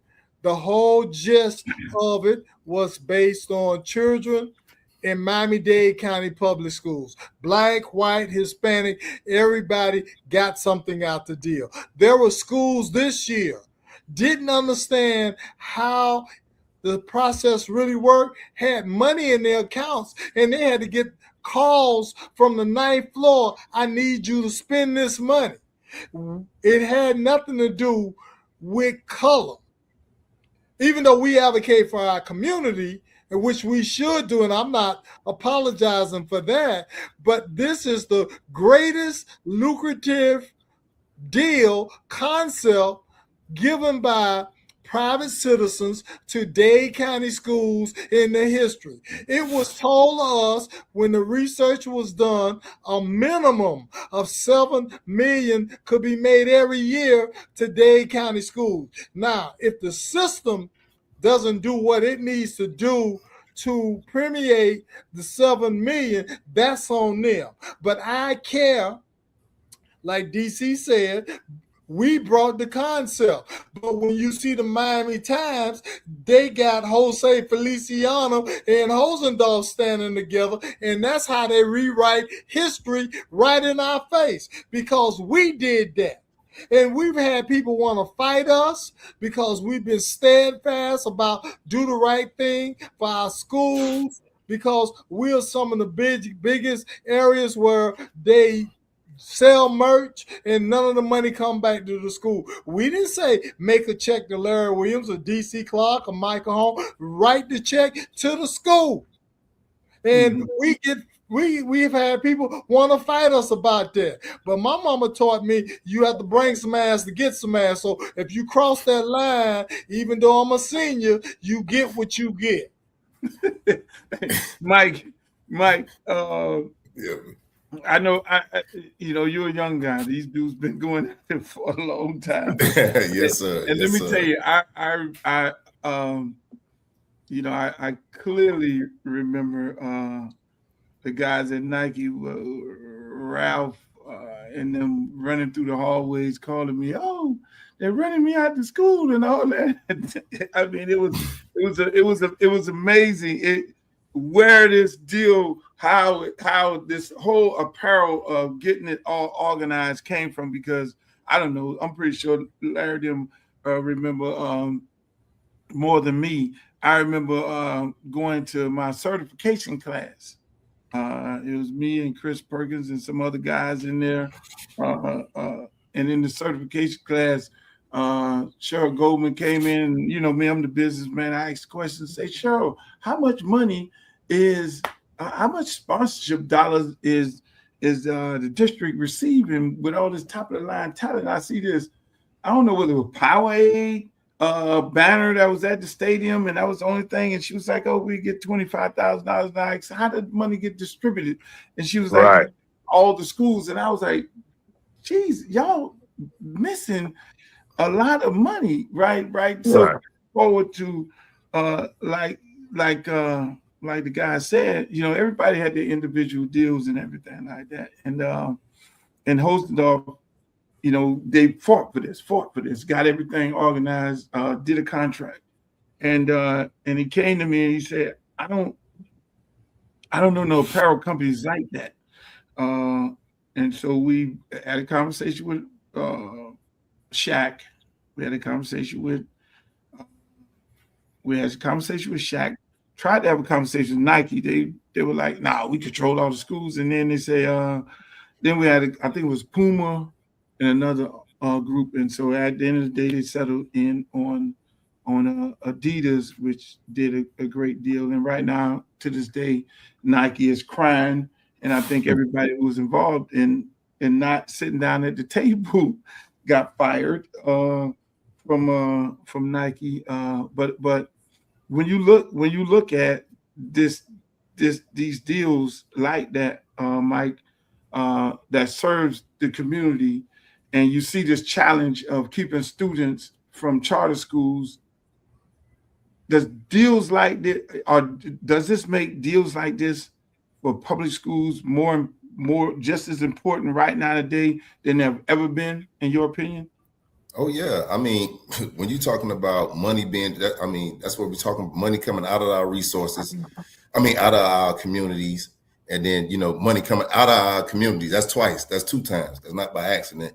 And then some money need to start coming in. That's what we're fighting for. And so, even with that deal, some people that I personally know was talking about, the cosmetics of Adidas, and I would let them know Nike ain't really do nothing for us. Adidas, doing something, and I stand with these guys when they, how they fought for it and bought this additional resources to the community and visibility, how they got it set up.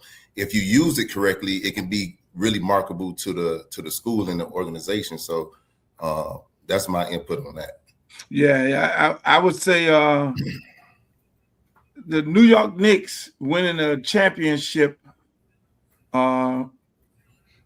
sacrificed the negotiation of Nike coming to the table, because our guy Worldwide West is a big Nike guy, and he could not be touched at that moment when they were trying to win that championship. And I'm calling West like, West, y'all finna blow it. You finna blow it. And I gotta focus on winning the championship. So my question to you, DC, at what point does the decline in enrollment becomes a financial crisis for Miami-Dade County Public Schools? Oh, it already is. This has been going on for the past at least 5 years. We have to do something to stem the tide of our kids going elsewhere, or we're going to be in the bind that we're in. That bind is going to continue to widen to having so many schools and too little students.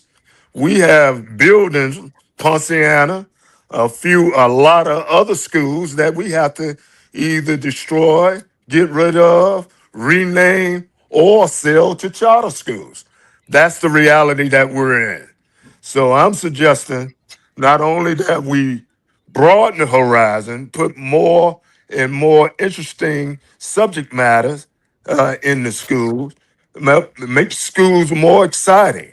I came up with an idea of think about this, you being the music mogul, recording studios in school. You understand me? And use it as extra class for those who are doing well in your core classes. We got to make school more exciting so our kids can gravitate and want to stay and want to excel. Right now, they're just a bunch of old buildings, same type of curriculum. We're not bringing businesses to our schools, internships to our schools. We have to get more energetic than that and make our schools more exciting so our students will want to gravitate to school. Larry, can you really strengthen realistically strengthen the traditional public schools versus the charter schools? Can you in this day and time you see a pathway to strengthening these schools? It's going to take a revolution in mindset. So we hoping that the new superintendent thinks outside the box. When Luke, you and DC and I went to school, it was mandatory, wasn't no choice. If you didn't go to school, mama or daddy kick your butt. These children today don't think like that. They can become YouTubers and put up content all day and become millionaires. If we became millionaires, it's because, like you had a concept and an idea and you took it to another level. This is what the school system must do. You can't be antiquated. And that's what they are. They stuck on stupid. We tried to get cryptocurrency at Dorsey High School. Some people, oh, well, I don't understand it. And that's why the system is stale, because you don't understand it. You won't go out and learn about it. So we actually had cryptocurrency classes taught at Dorsey High School, and it was very successful. But again, you get pushback from educators or so-called educators who don't understand the process, and they shut things down they don't understand. And America isn't the same America 50 years ago. And they still operating on a 50-year ago template. And that's what's wrong with Dade County schools. Yeah, Mike, you guys had I don't know, it was something online at Carol City where you changed the menu. Kids were eating a different type of food, well, from one of the local restaurants, and they loved it. And I don't know whether it was true or not. You can speak more on it, but just we're talking about marketing. We're talking about changing, like Larry say, changing the way you do business. I always say you got to change what you do. If your competitor is taking business away from you, and you have to look at what they're offering versus what you're offering. If you're doing it the traditional way, like Larry say, and you're losing students, you have a lot of charter folks working within your own system, and you're authorizing these schools at an alarming rate. But you can tell certain people like myself that you'll take away from students. It seems like they got that part right, that we're not going to authorize a charter school right next to one of our traditional schools. Thank God. And I don't know if you know about this, DC. Me and I alerted Larry when Alonzo Mourning was trying to put a high school in Liberty Square housing projects. And I was like, oh no, let me tell Larry. And then Larry got on it and jumped into it, and then jumped on the people downtown, because that was getting ready to happen. And like Mike said earlier, when you see all these new shiny, beautiful things, people have a tendency of gravitating to it. But my question to you, is it those type of things that you guys are doing over at Carol City to bring your school back with the tunnel and the principal coming in? She's being vocal on social media. Are these the type of things, and changing that menu, are these the type of things that public schools are going to have to adapt to and change in order to stop this wave of losing students to charter schools, in your opinion? I definitely agree, because some of these things, it made social media because of those, like Larry said, those some of the old rules. But it does have to be done the right way. But those things, I can 100% tell you that I got some frat brothers. I'm not an alpha loop, so you ain't got to jump on my head. But no, I'm not. But but they all right. But I have some frat brothers that in all these different schools, and this year their children came to our school because of this stuff. They was at a private school. They was at Central and Northwestern. We don't want our kids, we don't hate, but I prefer my kid not to go to Northwestern Central. No hate on my boys right there. If I can have them come to Carol City. But they kids wanted to come to there because of the exposure they saw about the school on the internet, and also what the alumni does with the Carol City festival that we do every year. And the same thing for all of us, So those things are different traditional things. And these kids are they're more social media people, that those, if your kid, you may want your kid to go to a private school, but your kid say, hey man, I want to experience, I want to go to FAM, and you had me up with these other people all these years.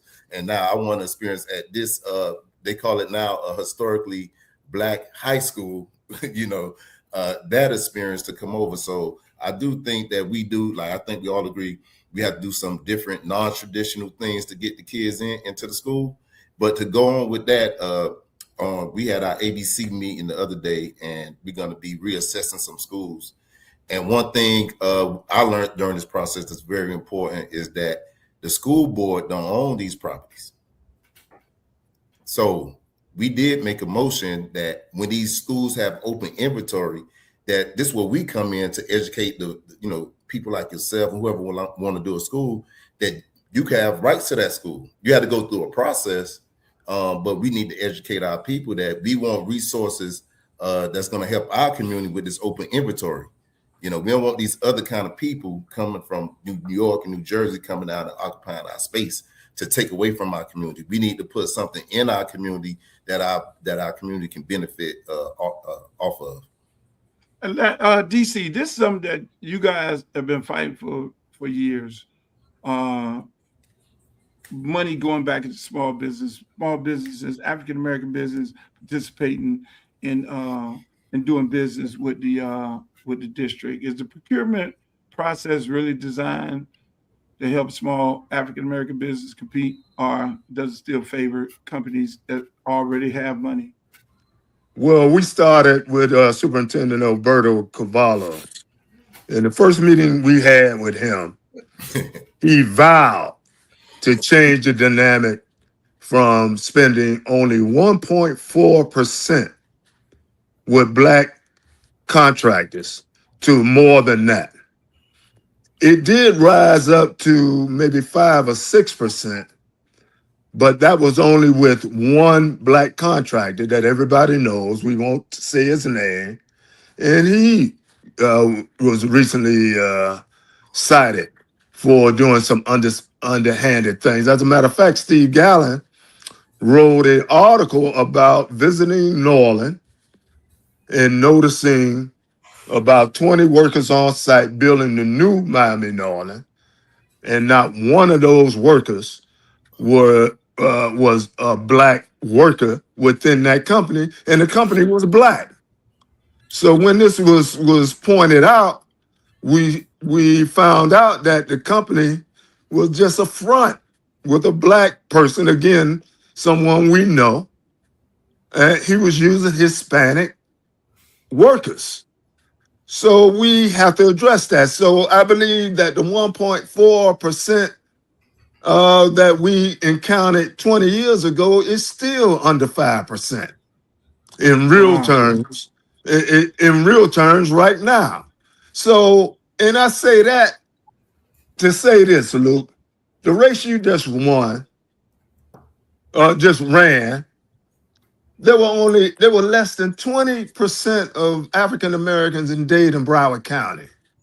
Our mothers always told us that if we wanted to win in this society, that we got to be 2, 3, 4, 5 times better than the next man. So to the Black community, we can't act like a bunch of individuals. Mm-hmm. We got to come up with ways in which 60, 70, 80% is the norm. And that's from politics, that's from going to school board meeting. My man just mentioned PTSA meetings. That's in everything we do. It can't be young versus old. It can't be, that's, we can't afford that kind of thinking right now. It's got to be everybody on deck or we all lose. So we have to change our mentality entirely, dealing with politics, dealing with the school board, dealing with PTSA, dealing with it all. Or one, they've already turned back the Voting Rights Act. They've already gutted everything we had dealing with the vote. So what's next? One day we're going to say, oh, shit, look at where we are now. And that's because we became, less than. We didn't use our potential to continue to win. History continues. And unfortunately, it doesn't look very good for us in every area across the board. Man, Larry, that's that number is amazing to me because I remember y'all fighting for more resources going to Black businesses with the numbers of the procurement, the process, and how many Black companies are either making money through the district or not. Let me get to something else when we talk about making money. Florida High School obviously has changed again, Florida High School Association, the new format is making Florida football better for kids, or is it creating bigger games or making more money? Is it about money, this new format in the FSHA? Everything's about money. Of course, it's about money because the state of Florida doesn't charge a traditional fee to be a member of the athletic association. So they have to raise money on the backs of schools showcasing their talent. So yes, it's about money. Absolutely. The problem is, are we getting a share of that money? We know that playoff games, 25%, less than they changed the rule, is allocated to the Florida High School Athletic Associations in playoff games. So that means I ain't got to do nothing, just whistle Dixie, and I'm going to get 25% of your money because I'm the governing body. But the governing body doesn't give you anything. I fought this until I just said people don't want to change when I was on Dade County Athletic Advisory Committee. So this has been going on, raping the schools forever and a day. So the system, TV or streaming, they want to make the money and give the schools little or nothing. It's just a new era, and they don't want to change when it comes to the school getting their fair share. Mike, do you like this new format, Mike? Yes or no? Or why? No, I mean, I didn't really look too much into it. So I really don't have too much on that topic right there. I like to be more informed on it, you know. Right. DC, you like the new format? You can use some improvements, Larry, but you know us. Wherever the ball is lined up, we coming to play. So y'all, so name your poison. In Central, Northwestern, Carroll City, we coming to play, man. We Right. This, but just like you say, Larry, with the economics of it all, my question is you create this. So Mike, they've created this new format where it's like a Super 8, and the top, according to Max Prep, I think whatever system they're using would determine the top 8, and then everybody else will play for their regular state championships in their districts. But then in the Super 8, they'll play for the top the top crown of the best in the state of Florida. Mm-hmm. And so a lot of teams have to then obviously play tougher schedules right now. So Luke, you do understand the end game is to create a national championship profile. So you being kind, let's just call it what it is. It's the preview to the national championship game of high school football, and that's really what it's coming to. And again, if the district don't understand what's going on, we gonna be left behind again. We have to make changes. The athletic program and the leadership in athletics needs to be people that understand athletics. And we're not there when it comes from personnel dealing with these issues. That's why schools don't like to play necessarily Miami schools, because a contract will sit on a desk for months and months at a time before it's approved. And at that point in time, a lot of schools have gone and found a new opponent.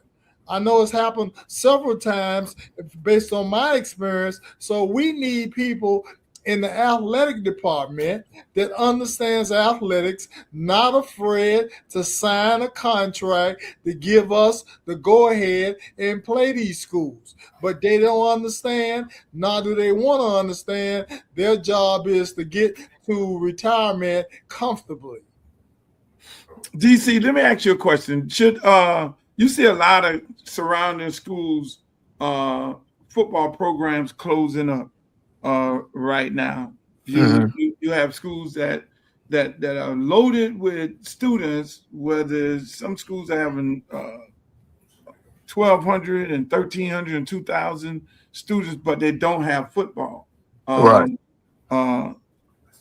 Do you think that there should be a cap? And this question for everybody on how many players you can carry on JV and how many players you can carry on varsity to then move some of those kids who may have not made the team to some other schools to play sports. What's your opinion of that? Boy, that's a loaded one there, because I know. Listen, I've been around now. So you a football player too. Only 11 can play at a time. Listen, I've coached at Edison. I've been the alumni president at Central. I see arguments working both ways.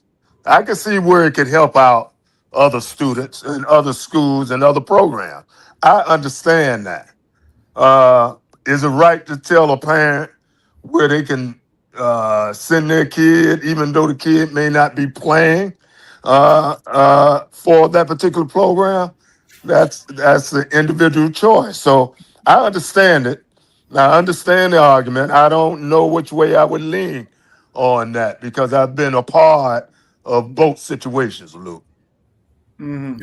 Well, me, Luke, I'm gonna say, my main job, I'm a trio director. That's for first generation low income kids helping to go to college. And I got some schools like Hialeah, HML. You get where I'm going? And then I got a Jackson. I got these different inner city schools. Those schools that's not like our schools on ICAR, they don't care about no football. Not the Americano. You know, so right. So sometimes, just like in the past, like my cousin Armando Allen and Thaddeus Lewis, they went over to HML. They was in Opelika. They was bused over there, and school choice was not there. But now we got school choice, like DC said. You can't make a kid because of their extracurriculum activity transfer to another school, or if they stay in this area. And then now they got to get inconvenienced instead of getting bused before school. Now they're getting bused after school, you know, and you know, you don't know these parents' situations. So I do understand about these teams being stacking overloaded. But some kids, they just want to be on the team. I also coach wrestling. They just want to be on Carol City wrestling, a team, athletic team. So they don't care if they riding the pine or not, you know. So I think with that situation, it's just going to have to play itself out. Wow. I mean that it is a situation of just wanting to be on the team because, you know, it just makes no sense when you're that far deep on the depth chart and you want to play and you stay. But I understand it both ways because I'm just like everybody else. I've been able to coach in all these different situations where we had tons of kids, and then in situations where you had a small amount of kids and you got to make it do what it do. This question for you, Larry, if you and I know you guys had many conversations with Craig Damon, is it Craig? Yeah, Craig, the head of the FSHA. Would you ever get to a point where you say, look, separate the private schools, just like you said earlier that you looked at Columbus, they came in, we know they got $1 million facilities, St. Thomas $1 million facilities, Heritage and all these places like that, and other schools in the state of Florida with these multi-million-dollar operations and paying the coaches six figures and things like that, and being able to hire and get people, even though the Northwestern Centrals and Carol Cities of the world still beat them. But would it ever be a situation where you guys would advocate on private schools should be put in a division where private schools play against private schools and public schools play against public schools? Well, here's the fine line, Luke. When Dade County schools implement a policy, Columbus is a part of that policy, but they don't adhere to the policy. So in other words, I get to bake my cake and eat it too. Now, if the playing field in the political side is going to be level, I don't have a problem with it. But if you can come to my house, steal my children, beat me with my children, and I can't go get your children, that's an unlevel playing field. Of course, from an athletic point of view, you want to play the best. So we don't want to run. We just want the playing field to be level. I think you ran into that more than anybody, being in a Division I, Division II type program. You saw it more than we did, but all you were asking for is the playing field to be level. They can't out coach you. They ain't better coaches than you. They just got the Jimmies and the Joes, which probably should have been, in some case, on your team. So you can't make a policy where I'm affiliated with Dade County Public Schools, yet I hide under private school when it's convenient for me to come back and get players from the public school and beat the public school with our own players. That's double dipping. You can't have it both ways. So if you're not going to do that, then the private school shouldn't play the public schools no more, and then you forced to go out of town almost every week to go play a game because you got to incur costs now because we make it convenient for you here locally. You are a part of the GMAC, so the rule should apply to you too, and they get away with murder with that. Yeah, at DC it was Larry is right. It was one time we played when I was coaching at Edison. We played Central, and it was the quarterback, the white kid. We played against him. Mm-hmm. He eventually, throughout the season, lost his job. Chaminade quarterback got injured. He transferred to India and won a state championship. Like, oh yeah, we got it. They lost 2 quarterbacks, and all of a sudden, the 3 games left in the season, he leaves Central and go to Chaminade, and we got to play this dude again. I'm like, hold on. Right. How could that happen? And I remember that. And I learned that, they don't have a such thing as an 8-track program. They can decide from within the school to be able to admit a student athlete. And Craig said, oh no, he just got to be in the school enrolled for 6 days. I'm like, huh? Right. I remember that, bro. I'm like, oh my God, you can do it to us, but I'm gonna tell you, when you go one of them big boys, you're gonna be in trouble. Yeah, good luck.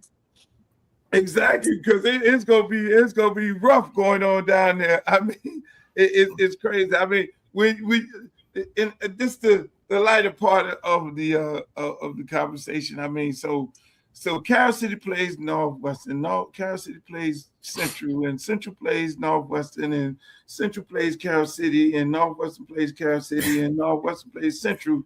So at the end of the day, how is this thing gonna end up? Is Carol City gonna beat everybody with haircut, or is Central everybody with no haircut? Or the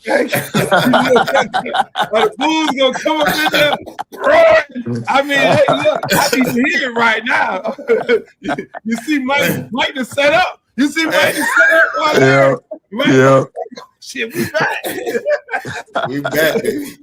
So, come on, Mike. Hey, I'm gonna say it like this. Hey, me and these guys, we all think our school the best. I don't think you're gonna get one of us to back down. I don't care. We had about 12 people on the team.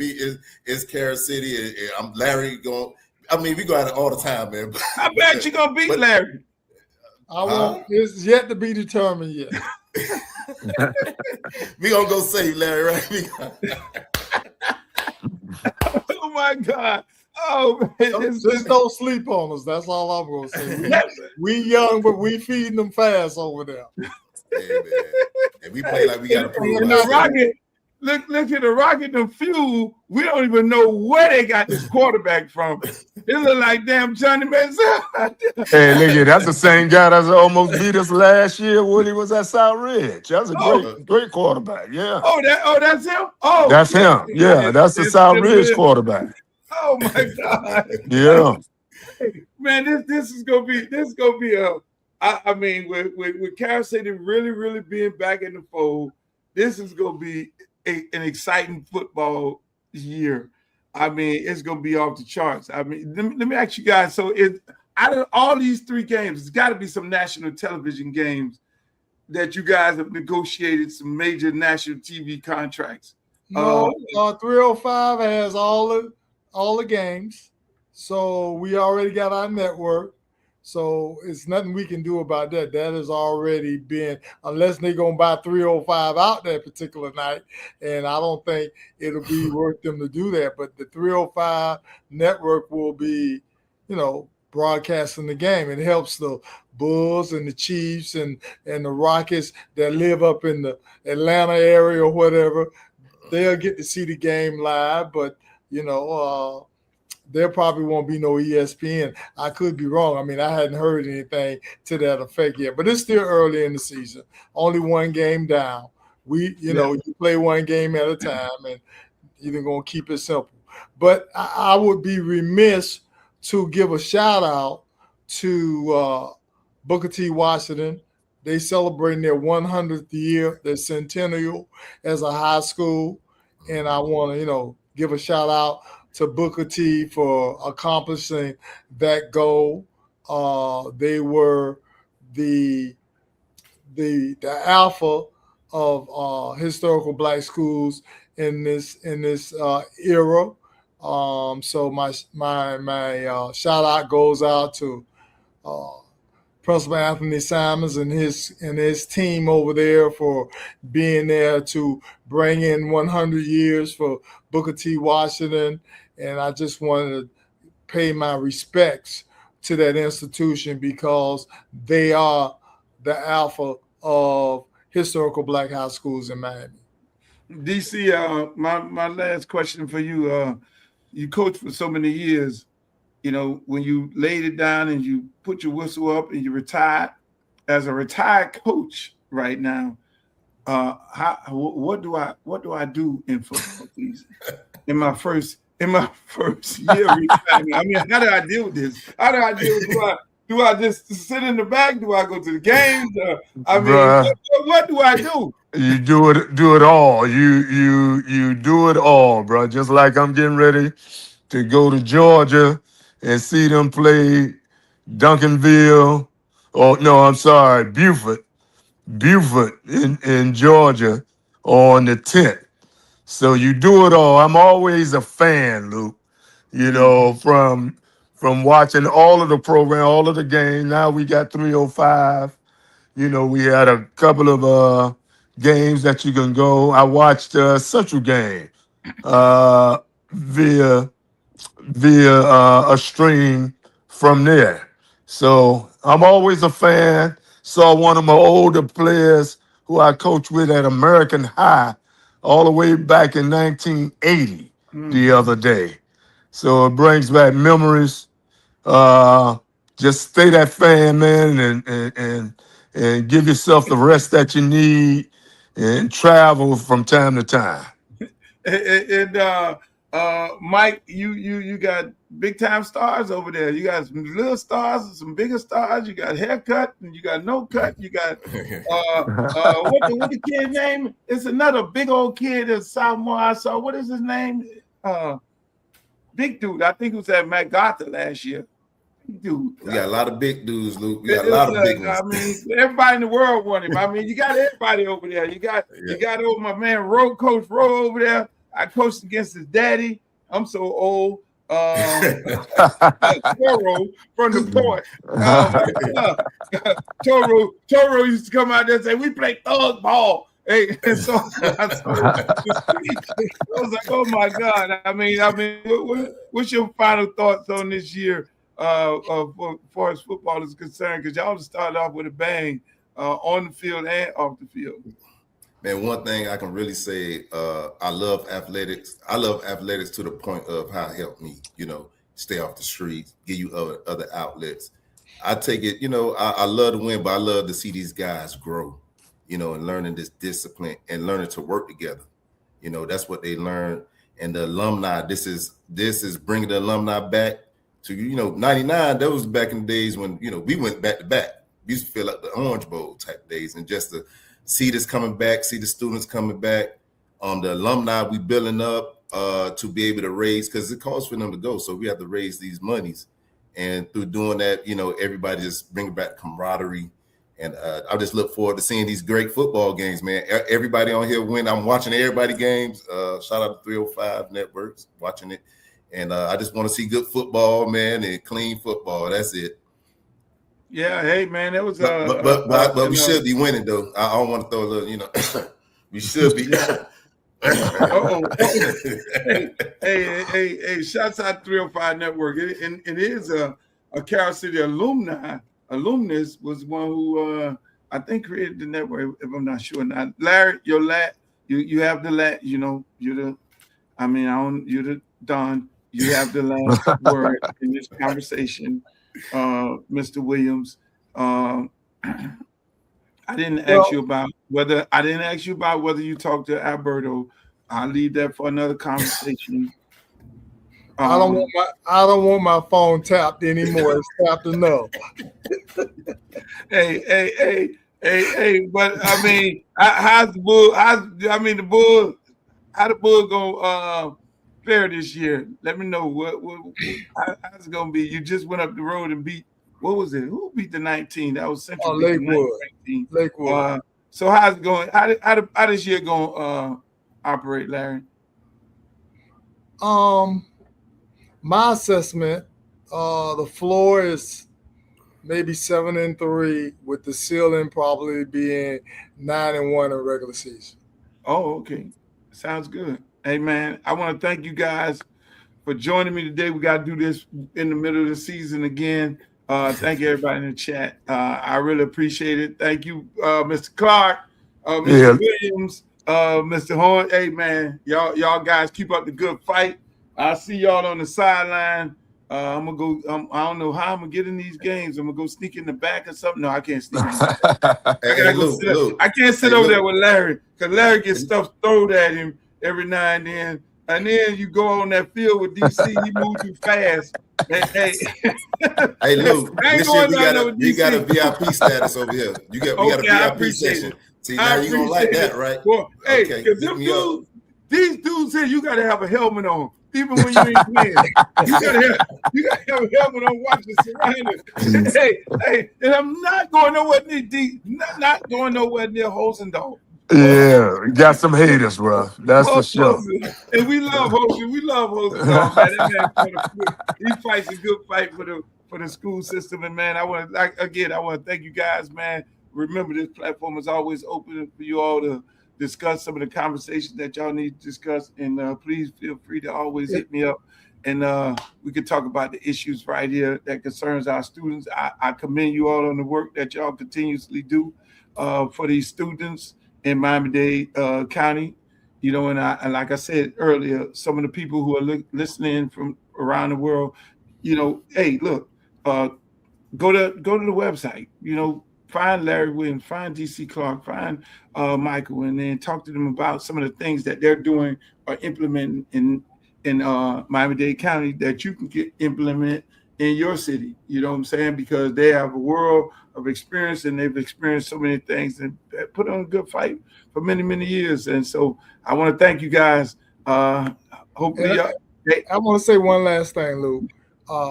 I know I sent you a text privately, but I want to say on the record, I'm proud of your journey. You stood up for truth, and that means more than winning an election.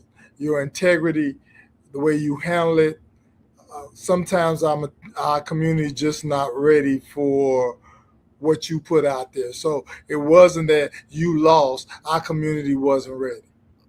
Thank you. I really appreciate it. All right, Mike. Hey, nice meeting you, my brother. And thanks for the VIP service over there. I'm looking forward to coming over there, hanging out with you guys. And thank you, All right, Dr. Williams. Hey, Bull Pride, baby, Bull Pride. Chiefs, the Chiefs, the Chiefs. Go, yes, sir. See you later.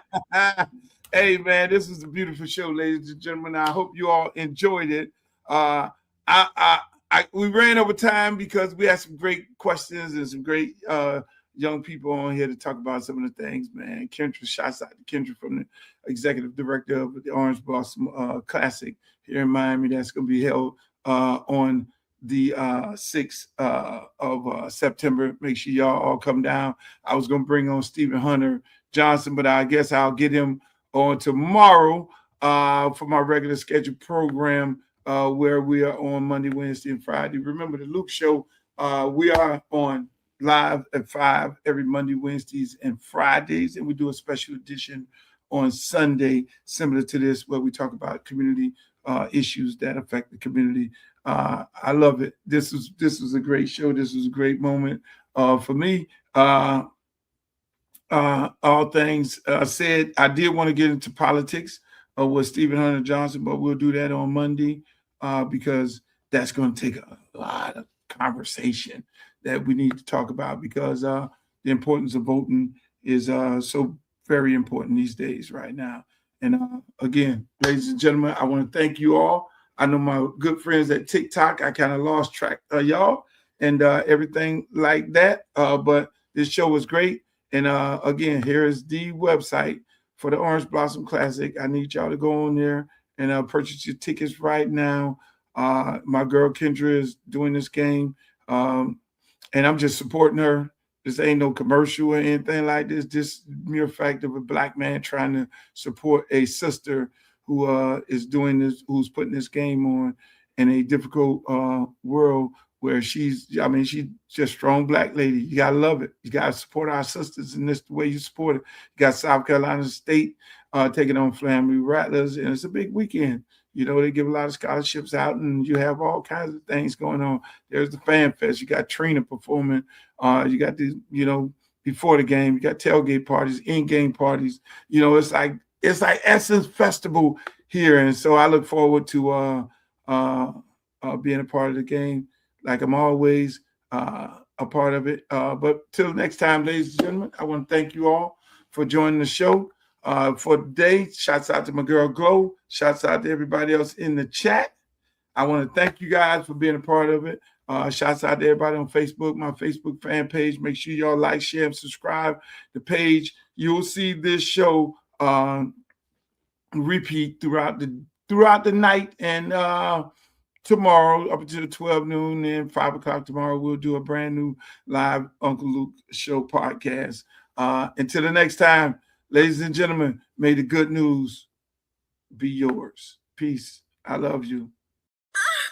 Make the booty go, make the booty go, make the booty go, make the booty go, make the booty go, make the booty go, pop, pop, make the booty go, pop, pop. I need some bad girls. I'm gonna let y'all hear my new song. I need some bad girls. Come on, baby. Come on, right here. You and you. Come on with that, your fine ass.